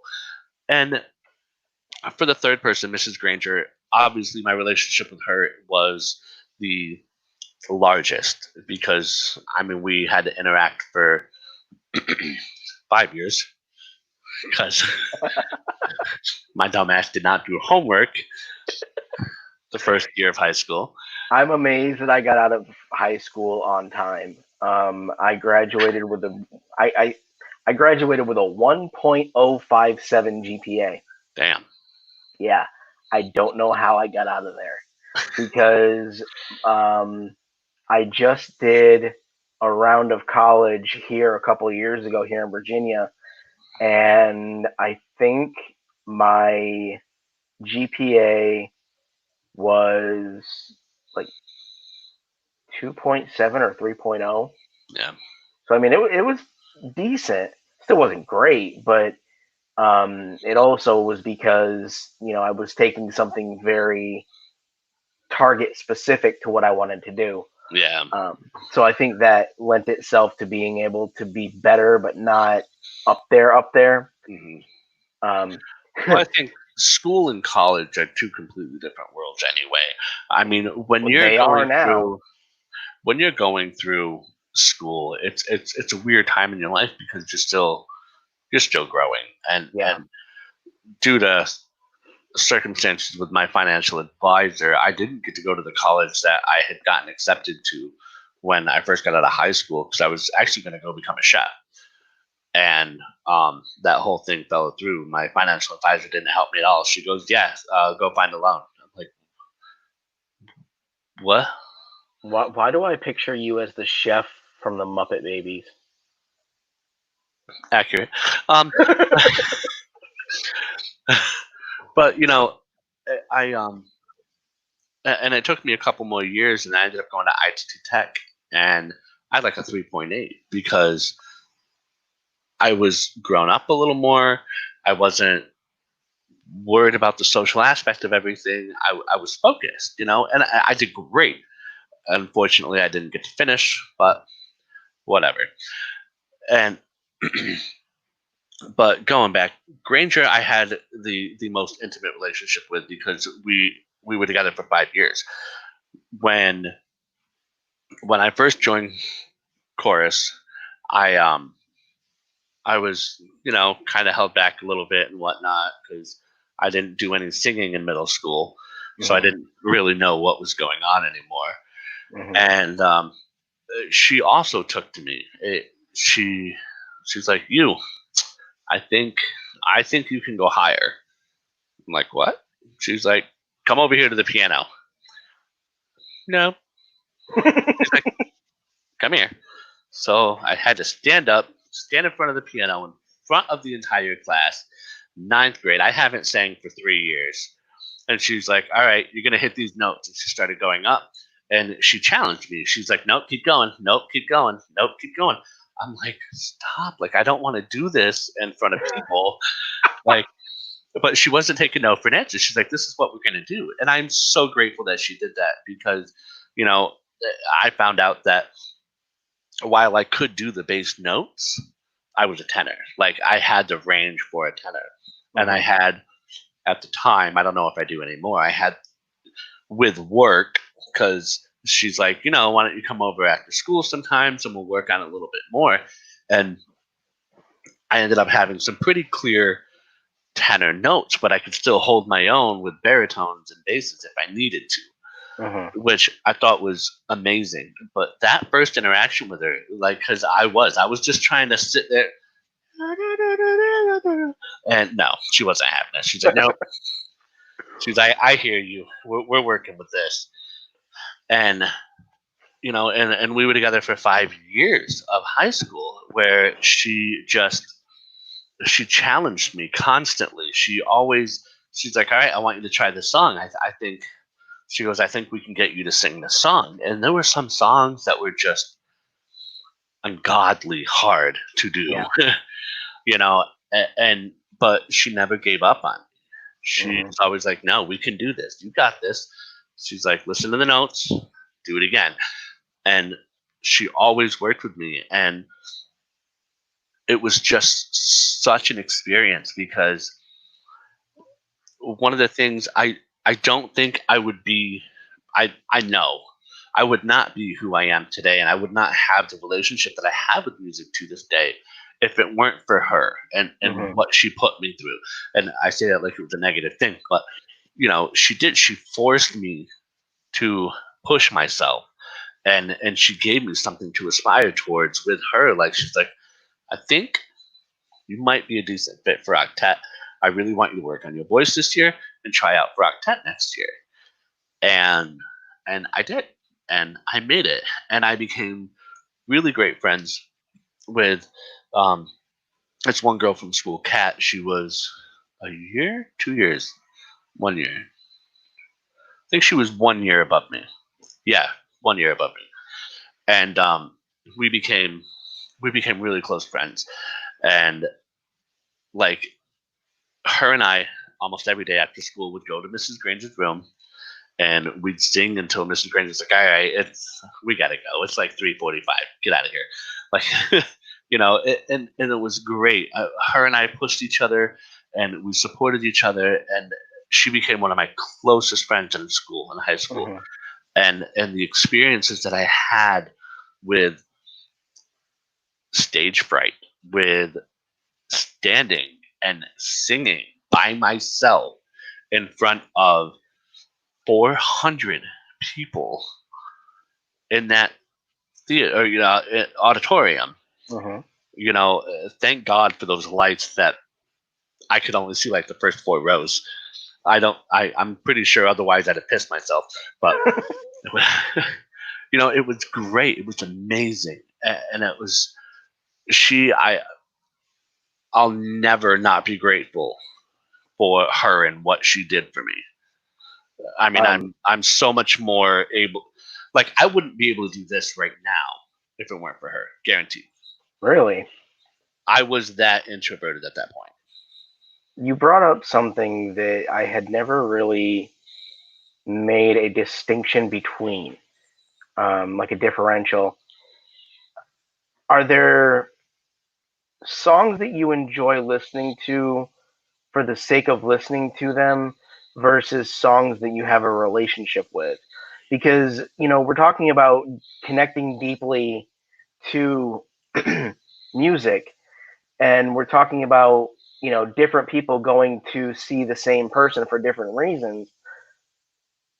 But I never really put it in the context of having a relationship with music. So I'm curious if you can differentiate between the two. What songs do you just enjoy listening to? I guess what it is do you believe that there is music that exists for the purpose of nostalgia, uh, as well as music that exists to evoke a personal or an emotional response? Absolutely. Um, so, like, when when I listen to music from the 1950s, Hmm. um, the doo wop, the Motown era, it's a very nostalgic feel for me because my grandmother introduced me to that. Hmm. And and it was a much more, like, I love the music. The messages in the music aren't that thought provoking. They aren't that really meaningful. Hmm. It's just feel good music. And I mean, and there's this one artist, Dean Dean something, and he has one song um, where he talks about how he's a wandering man and he's not going to be tied down. He just goes from woman to woman to woman to woman. And in the same album, he has a song where he talks about how he won't be with this one girl because she goes from man to man. Oh, so it's a double standard. It was a double standard and the same album. Wow. Yeah, and I mean, for I this, love how I love the composition of albums where an artist can put in songs that are completely counter to each other, yeah, me and too. it still makes sense for the whole album. Like Yeah, it brings the whole album together. But one of the things based on you say or making me realize, that there's music that you can listen to enjoy, but there's music you have a relationship with. I'm wondering if, what we were talking about from a social aspect. I'm wondering if people that we're at odds with, if they tend to go to the same concerts that we do, where we have, um, an emotional connection to that, um, an emotional relationship to that band or to those songs. I'm wondering if the music that we have that relationship with can foster a relationship, a more positive relationship with people that we seem to be at odds with. Because I mean, going back to you being, somebody in the theater, I is it a stereotype or is it true that theater kids get bullied?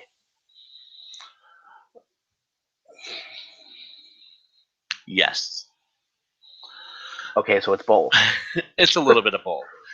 Um, I actually, funnily enough, I think I got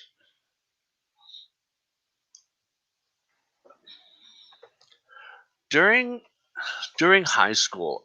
I got more crap from um the jocks and the gym coach than anybody else. But honestly, it wasn't a lot of the jocks. It was a very select few. It wasn't like they show in say Glee, where like the entire football team thinks that you're stupid because you're singing dance. No, like because, and I don't know if that's because the more I learn about life outside of upstate New York as I grew older, I noticed that we have a fairly progressive community up here. Hmm. Um, and you know, we um, we had jocks that were in octet singing and dancing. Yep. They would I get think out of a lot of the Gerards, I think, yeah, uh, were in octet. And that weirdly enough, that name is still strong up there. Like yeah, it is they're like a dynasty up there or something. weird. It's a little weird, not gonna lie. But yeah, there were quite a few of them, and there were some that would bully me. It didn't happen a whole lot after I would probably say sixth grade. I used to get beat up almost every day when I was in elementary school. I was, this thin with hair past my shoulders and glasses that probably, this friggin' big. But um, there was this one guy who he was prominent in the jock community who he stuck up for me one day, Mhm. and it was sort of flippant the way he did it, which I found was weird because we were at odds through elementary. He was one of the people who picked on me a lot in elementary school. He Mhm. never bullied me per se, but he picked on me a lot.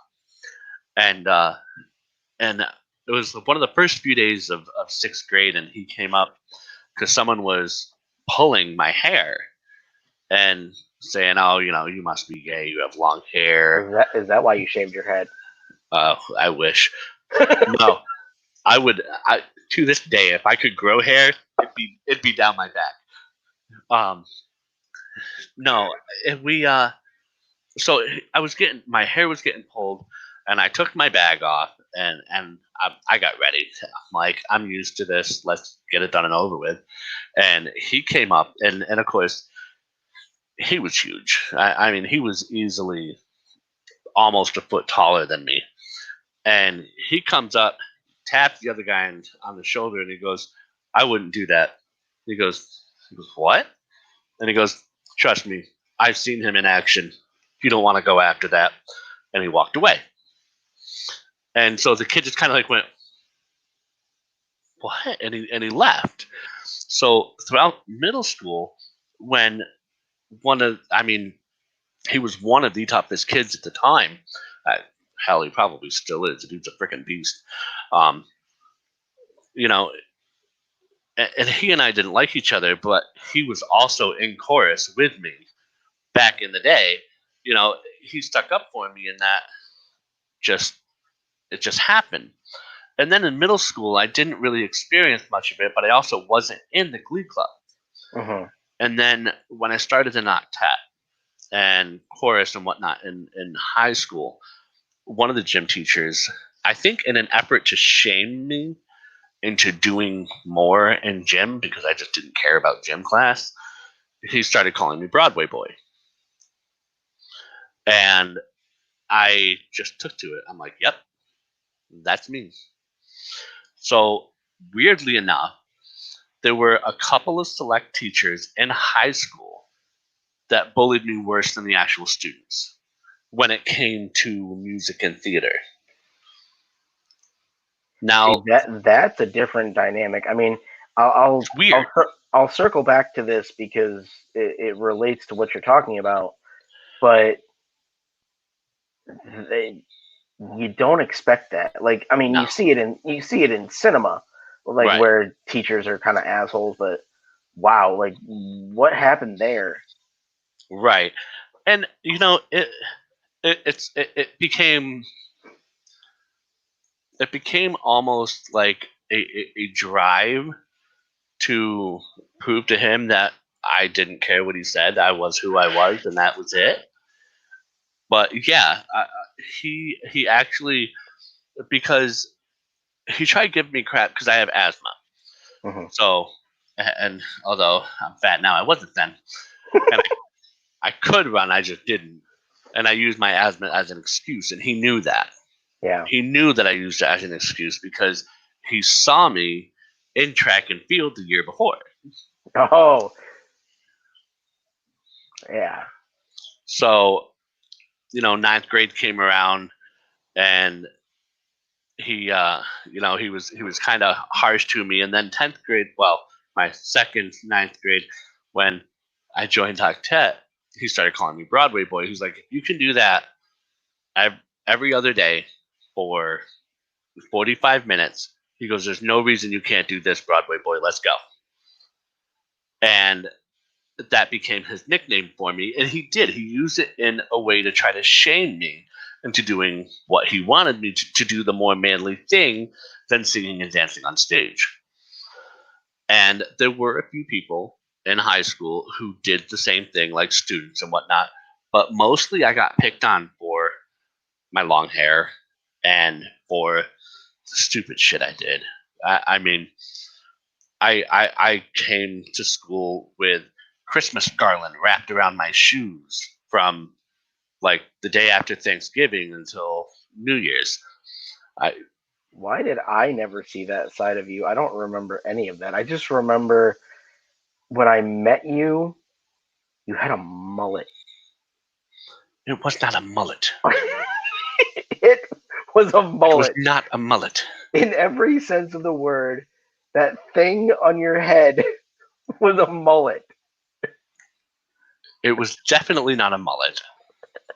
The back was longer than the front, yes, but it was not a mullet.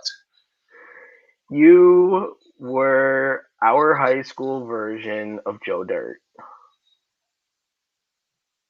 And I can say that That's to you. news to me. That is news to me. I'm just saying based on your appearance. And I can say that to you because you're 1,800 miles away and you're not going to be able to tip me out of my chair. I'm gonna come down there with a ratchet and I'm gonna steal a wheel. No, you're not. I used to have friends because I was mouthy at one time. Hence One time. hence most of my social media names. But I used to have friends that would threaten to take my chair, dismantle it, and put it up on blocks, like cement blocks. I'm like, we live in, and I won't say the town because I really don't feel like people have finding my personal information. But we live in this town, and it's not that. I mean, there are other hickbilly towns where it would look more appropriate. It's just going to look out of place with a wheelchair on blocks. Yeah. As garbage as our town is from up there, it's. I mean, it has its appeal, I guess. Um, but yeah. But anyway, the thing I wanted to circle to, as far as teachers being a pain in the butt, um, there was one that I had to deal with, and this this shocked me because you go into high school and you look around at the certain groups of kids, and you know that you're never going to be in certain groups because of just your personality. Mhm. So you know that you're never going to have a personal relationship with some of these kids. Um, if I say 10th grade earth science, do you know who I'm talking about? Yes. Guy, Mhm. beard. Okay.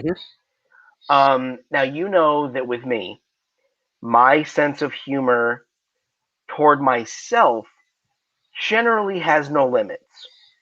And those close enough to me know that they can, no pun intended, they can push me pretty far. Um, Shut up! I know you're thinking about pushing me. Right down the um, hill. yeah, my friend or some of my friends used to threaten to throw me or push me into free flowing traffic. Try saying that 10 times fast. But this one particular teacher, who I guess is now very prominent in the area, like has a prominent position on the school board, maybe. Oh, really? I think so. But it was during finals week, and we had to go from one science lab to another, um, to take this exam. And so obviously getting out of those stupid desks was a task because they were the ones that were connected. Yeah. Yeah, they were a task for me to get in and out of. So I got into my chair, and everybody was already in this or other room by the time I, got in my chair. So I wheeled down. I did not hear the instructions that this particular instructor gave. So I just sat at the first chair that my chair could access because you know how those rows were set Yeah. up, that it wasn't really wheelchair friendly. No. So I sat where I could fit. I shit you not. I think you were already graduated. Wait, No, I was a senior at that point. okay, so I was okay, yeah. Um yeah, I was yeah, I was 10 yeah, it was 10th grade cuz I only did biology and earth science. So, it was the end of the year. I went into this other room, and I shit you not, he looks at me, he goes, "Hey, cripple. I said you got to sit in the back." And you could hear a pin drop in that room. And I looked around at kids that normally I wouldn't interact with because of the social circles they were in. Um, and there were a few in particular, I could see fire in their eyes. I guess at the end of class, because I think we were going to lunch after that, at the end of class, I think 7 of them went down to the principal's office and Yeah. ratted on him. And it blew me away. Like kids that I didn't even know knew my name Right. went and backed me up. Yeah. Whether it was for me or the fact that they just didn't like what he said, I don't give a shit. But that really meant something to me. Yeah. And especially when you are somebody who sticks out Right. and you don't know where you fit in. Like personality wise, you stick out, and visually, you stick out. You don't really know where you fit in. to know that people that I didn't think I fit in with actually knew who I was and actually gave a shit. Right. That said something to me. Yeah.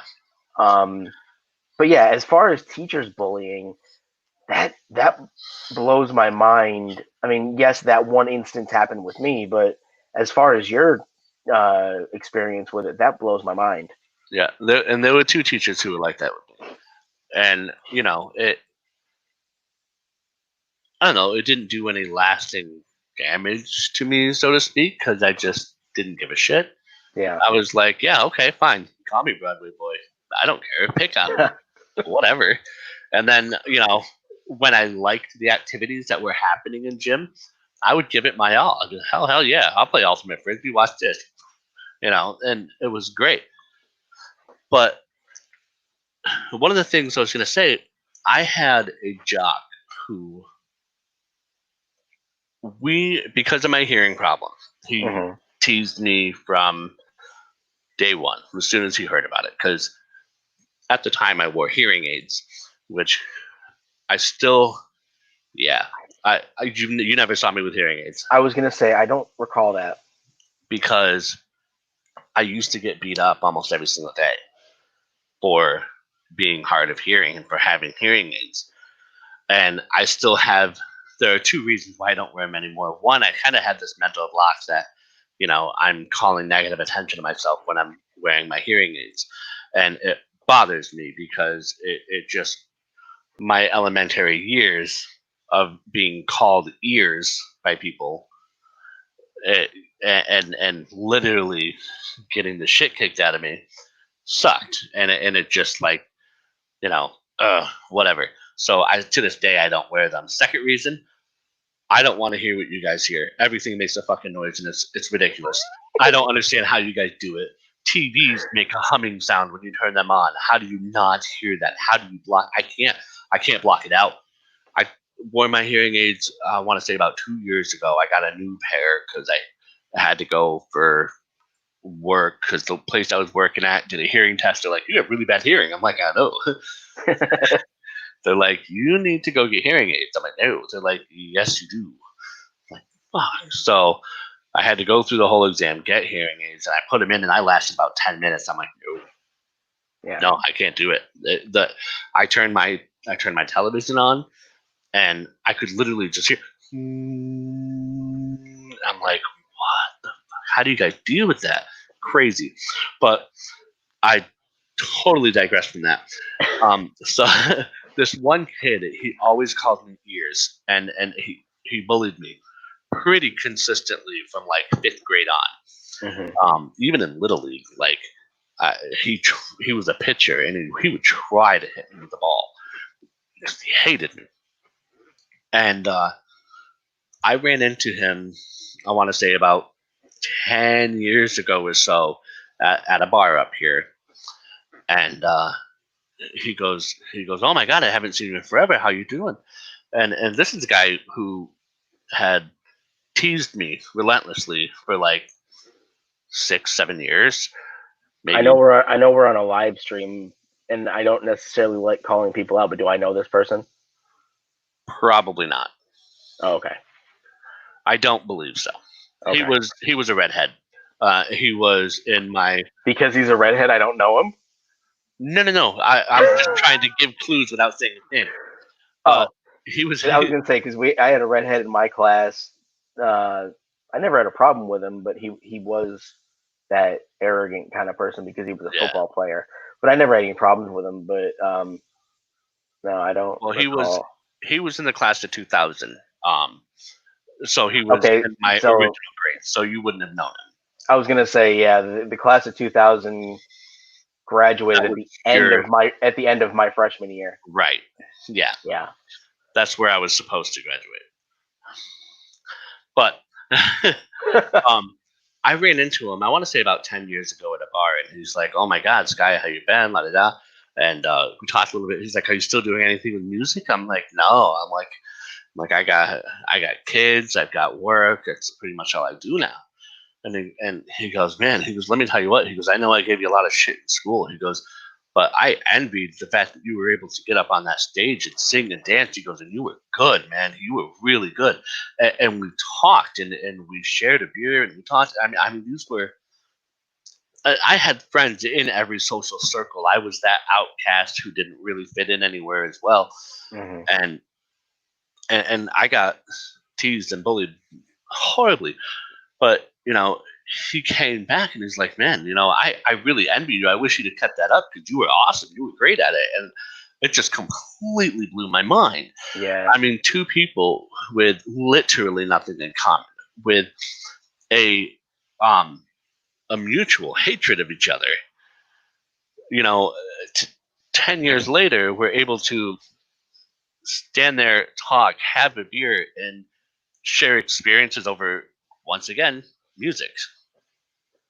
Um, So do you think that, going back to the hypothetical, if you and somebody you are, fundamentally opposed to go to the same concert, do you think that if you're able to do that in your early formidable years, do you think that it would strengthen relationships and, eliminate a lot of the turmoil that kids go through in school? I don't necessarily think so. I don't think at a young age. Yeah, because the thing is, I think that as kids, we don't know how to channel the emotions that we're going through, and I don't think we have the, well, some of us do, but I don't think the majority of kids have the ability to properly emotionally connect with music. Um, but I think it's situational. Yeah, I think that it's based on what we go through in life because, like I said, I do think that there are kids that can develop, a strong relationship with music at an early age because of their experiences, right. and which is why I think that we develop the relationships that we develop. Period, because of our individual experiences. But Absolutely. I think that if, like, I always say that, you know, um, people can watch two people can watch the same movie and get a completely different message out of it. Two people can go to a concert and enjoy it for different reasons, but a shared reason of loving that music. And I think that, the reason I asked if you thought that kids in their formidable years would be better off, going to certain venue or going to certain activities that, others they're, fundamentally opposed to go to. I'm wondering if we can kind of, you know, develop that sort of thing earlier on Right. because, you know, everybody, I think that art in and of itself speaks to people at any age. Oh yeah. Um, because, and I, one of the other things before I started this series that I heard that really pissed me off, I think I've talked to you about this, um, the whole System of a Down thing. Did I talk to you about that? Yeah. Um, I know we've talked off stream about it, but as far as, being on stream and kind of putting it in the context of this conversation, do you think it's right to force somebody to think a certain way to perform a certain song? Because, like, going back to when we were talking about who writes the songs that people sing, if Serge from System of a Down writes a song for a certain reason, is it right for him to expect that everybody in his band is going to be connected to that song or connected to that song for a specific reason? No, because like you said, everyone is going to like something for their own reasons. Hmm. And when it comes to it, in my limited band experience, which is literally none, um, you know, you can enjoy a song that you don't necessarily like the message or the emotional attachment that the person who created it had. Um, there are one of my absolute favorite. Well, if I had to if I had to tell you what my all time favorite song is, it would be Seals and Croft "Summer Breeze." Oh my god. Um, I was listening to that with my mom and my mom's boyfriend yesterday. And did you know that Typo Negative did a heavy metal version of that song? Yes. Yeah, I Yeah. heard it for the first time yesterday. Yeah. Or And maybe they not did good. maybe not yesterday, but Saturday.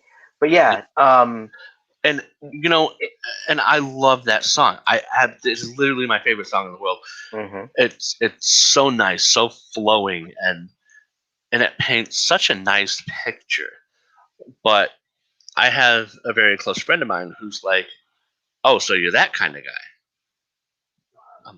What do you mean? She's like, "Oh, you're just another misogynistic pig. You expect to come home from work and have the woman be ready with dinner," and I'm like, "No, no, no, no, no, no, no." Like, so I can enjoy a song for one reason, and someone can listen to the same song and have a completely different understanding of what they're saying, what they mean by it, and how they perceive that song and those lyrics.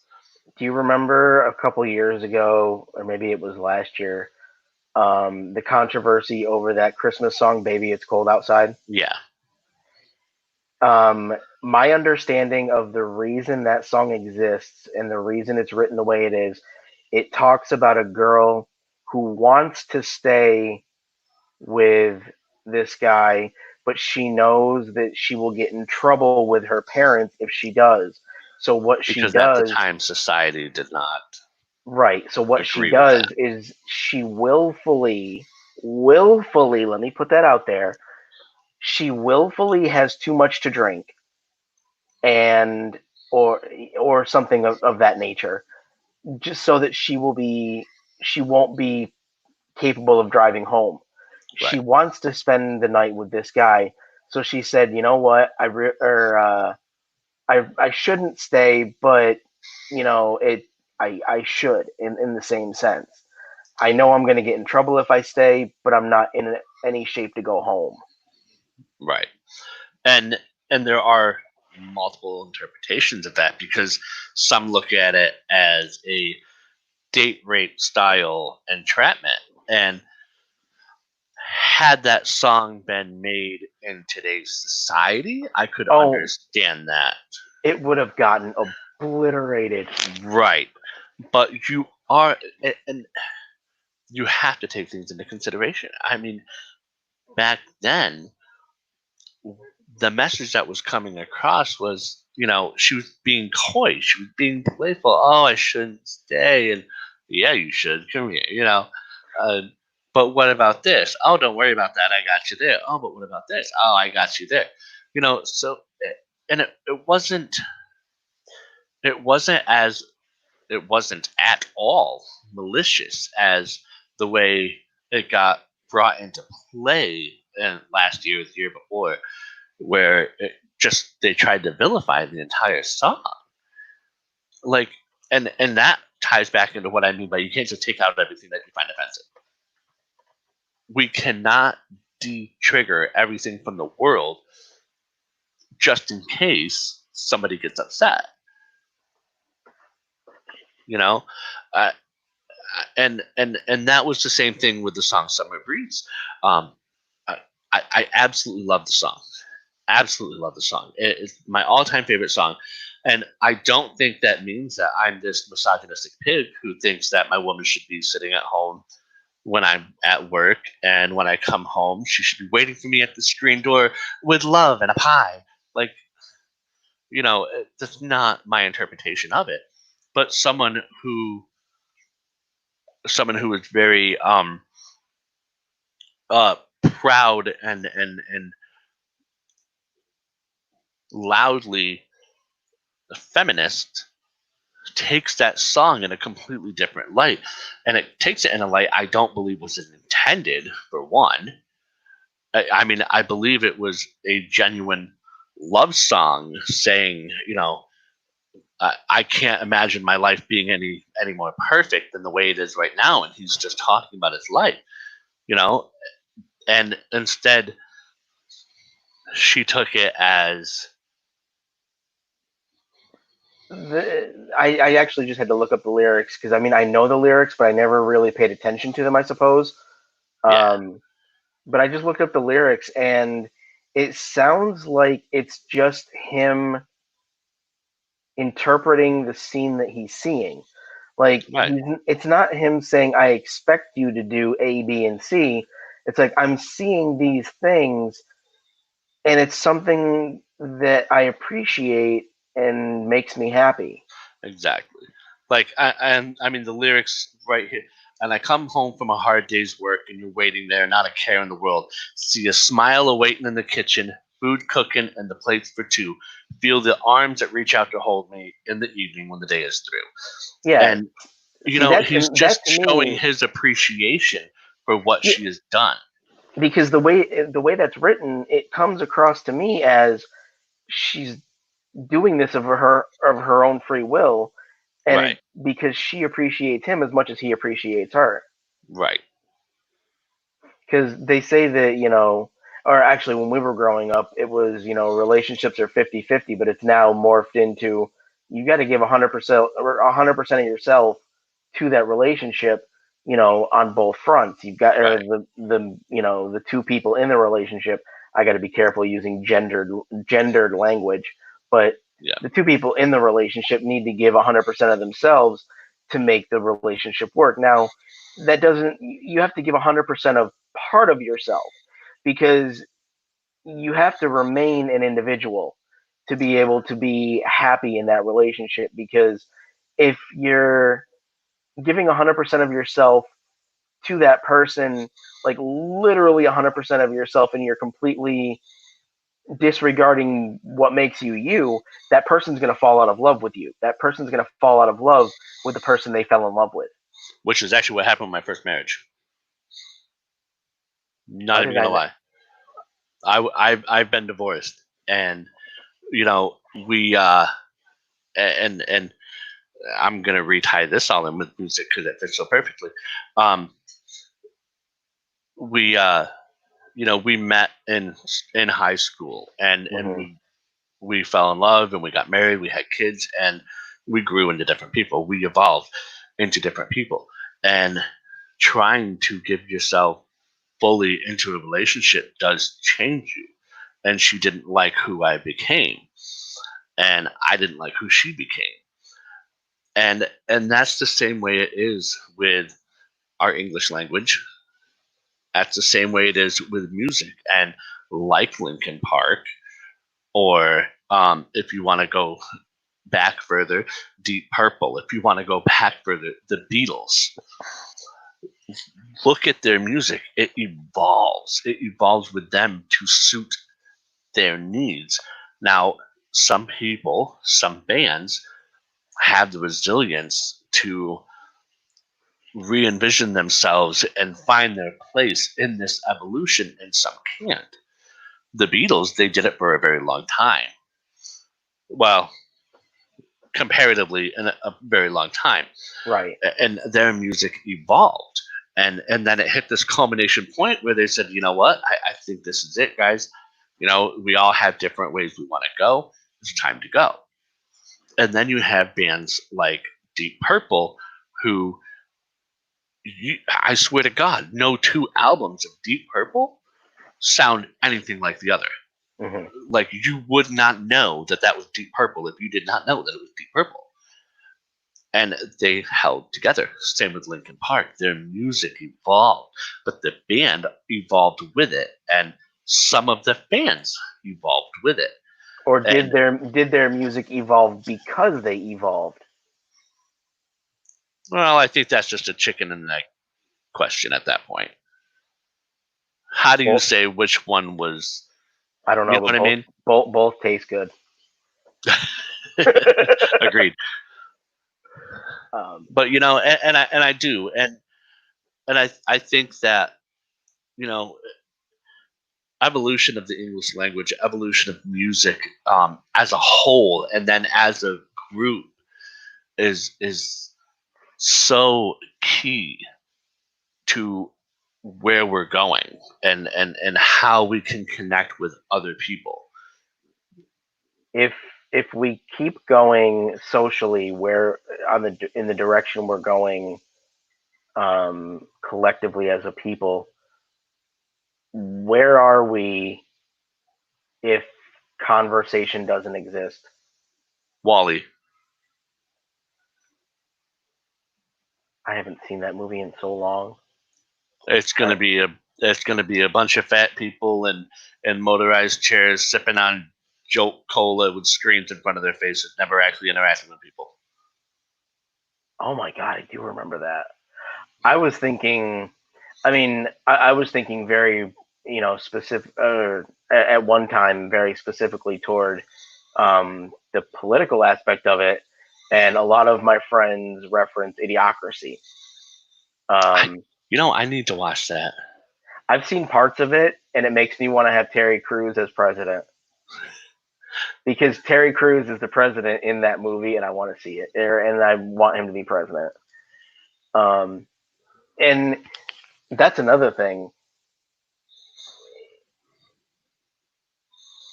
Tribalism in music amongst the fan bases. Okay. How does that hurt the impact of the band? Like, because I think this happens with the younger fans of a music group or an artist, because it seems like the younger generation, whatever generation it is, but the younger generation always seems to be more tribal. And I've always like the hardcore loyalists Right. are like, they damage the impact a music artist can have. I think it absolutely can. In ways, it's a good thing because I feel like when you have a tribal aspect, you can get more people to get into it from their circle. You know what I mean? But Yep. in another aspect, it does create this weird clash when the whole point of music is to bring people together. Three more points quickly. Yeah. Your favorite lyric that kind of has stuck with you for the longest amount of time. I'm not going to say forever, because people develop relationships with music at or at different ages, but the lyric that has stuck with you the longest and is still just as relevant to you today as it was whenever you heard it.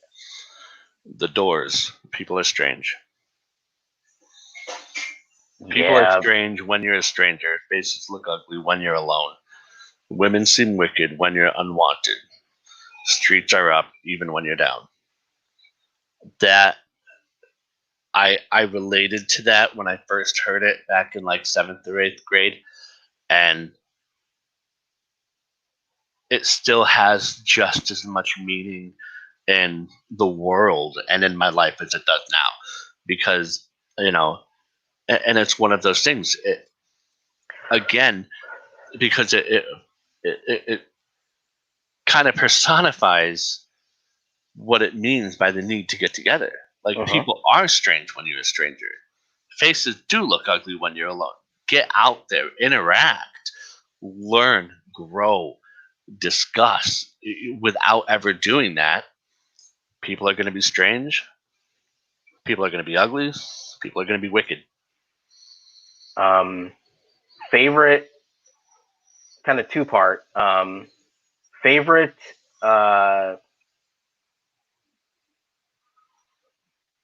Why did I just lose my train of thought? Damn it. I'm old. I hate this. Favorite Linkin Park lyric? That's a tough one. I know. You know, I think the conundrum with Linkin Park is there's something relatable for everybody, yeah, and there's just so much depth to the music that they create that you're gonna connect to something. yeah. There was, I mean, on one hand, my initial response I want to say is crawling because Hmm. that's what got me into them. Hmm. But my December, I didn't actually hear that until I downloaded the album on my iTunes. yeah, and that one was, um, let's see, I I just wish that I didn't feel like there was something I missed, and I take back all the things I said to make you feel like that. You know, and I I always love that, and I always resonated with that too because it's one of those things that you can say something in anger, and Yeah. you can't take it back, and that can really damage things. And the way that he sings it, the heart that he puts into that song, absolute favorite one. Actually, the last point can actually tie into that. Um, what will we miss if we don't start trying to repair things based on the things we have in common? Like, I don't think that we should ever ignore what we have as differences because that's what makes us who we are. But based on, the lyrics from that song, what do you think we are going to miss going forward if we keep doing if we keep kind of, going in the direction we're going? A, a lot. I mean, we can't only celebrate what people have in common. We can't. That doesn't make sense to do so.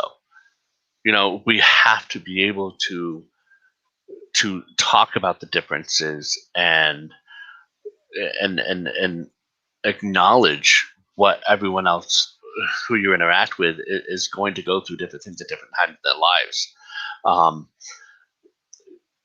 and I think without that, and that kind of goes back to my whole taking everything away that's potentially triggering in society. What are we setting ourselves up for? Like, if you're not allowed to do or say anything that could potentially offend somebody, what are we going to be allowed to say? What words are we going to be allowed to say? Are we going to lose our freedom of speech? Are we no longer going to be able to participate in one thing because it's someone else doesn't like it? Like where does it end? Yeah. Without that, we are going to lose our culture. We're going to miss out on all the different societal cultures, all the different backgrounds. It's just going to be one big gray slate. As you being a parent, and this is the last thing I promise, you being a parent, being exposed to as much music as, you and I were exposed to as kids, what do you tell, or what's your message to your kids about developing and maintaining the relationships that are necessary to exist with each other? So I have teenagers. They love each other as much as they hate each other. Yeah. And me and my sister did the same thing. We loved each other as much as we hated each other. Mm-hmm. And to this day, my sister and I, there are many points in our lives that we 100% disagree on. Mm-hmm. And one of the things I tell my kids, and one of the things that I try to reinforce with them is that, what you're going through as you're growing up is completely different than what you're going to go through once you start finding your place in the actual world. And my sister and I, we've been in debates about things before, and because we're comfortable with each other, we can straight up yell at each other, like and at the end of the conversation, like, all right, you know what, I gotta go, I love you, goodbye. And one of the things that I try to reinstall with my kids is that, and I understand that there are farther reaching things, and I completely agree that there are people who can be in your family that can be toxic, and you can cut them out, and you should be able to. But when it comes to growing up and learning and whatnot, you need to accept the differences and come together in the and be able to come together in the can you be a little louder? And you need to be able to come together in the places that you do have common grounds from, because a relationship is never going to hold together if you don't reconnect in your common grounds. You can disagree, you can fight, you can show your nipples on a live stream. But you need to reconnect and find the common ground. And I'm a little annoying with my kids. At the end of an argument or something, I'll look at them and I'll look them in the eye and I'll say, I know we're fighting, I love you. And they will always say it back to me, because you can't let those kind of things fester, or you will do irreparable damage. Yeah. One of the things that I was just watching an episode of Big Bang Theory the other day, and one of the things that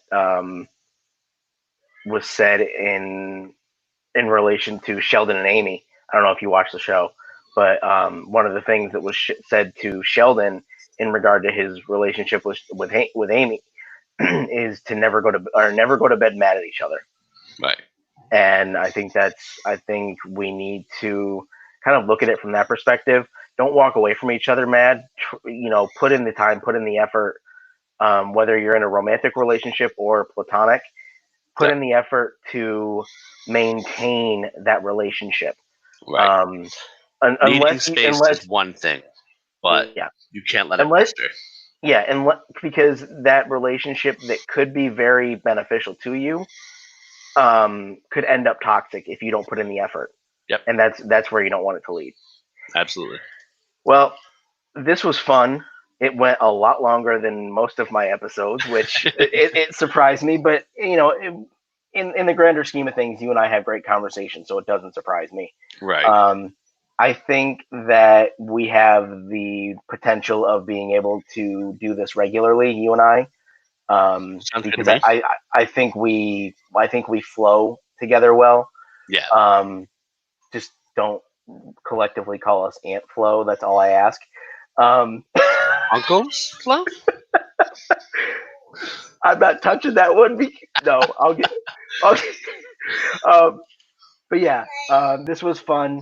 I'm definitely hoping to get you on some more episodes and have you become more of a co-host with me, and I will let you tend to your family so that you don't end up naked on stream. I will see you soon. All right, man. It was fun. I enjoyed this. Yeah, we'll talk soon. All right, man. All right, bye. Bye. Bye.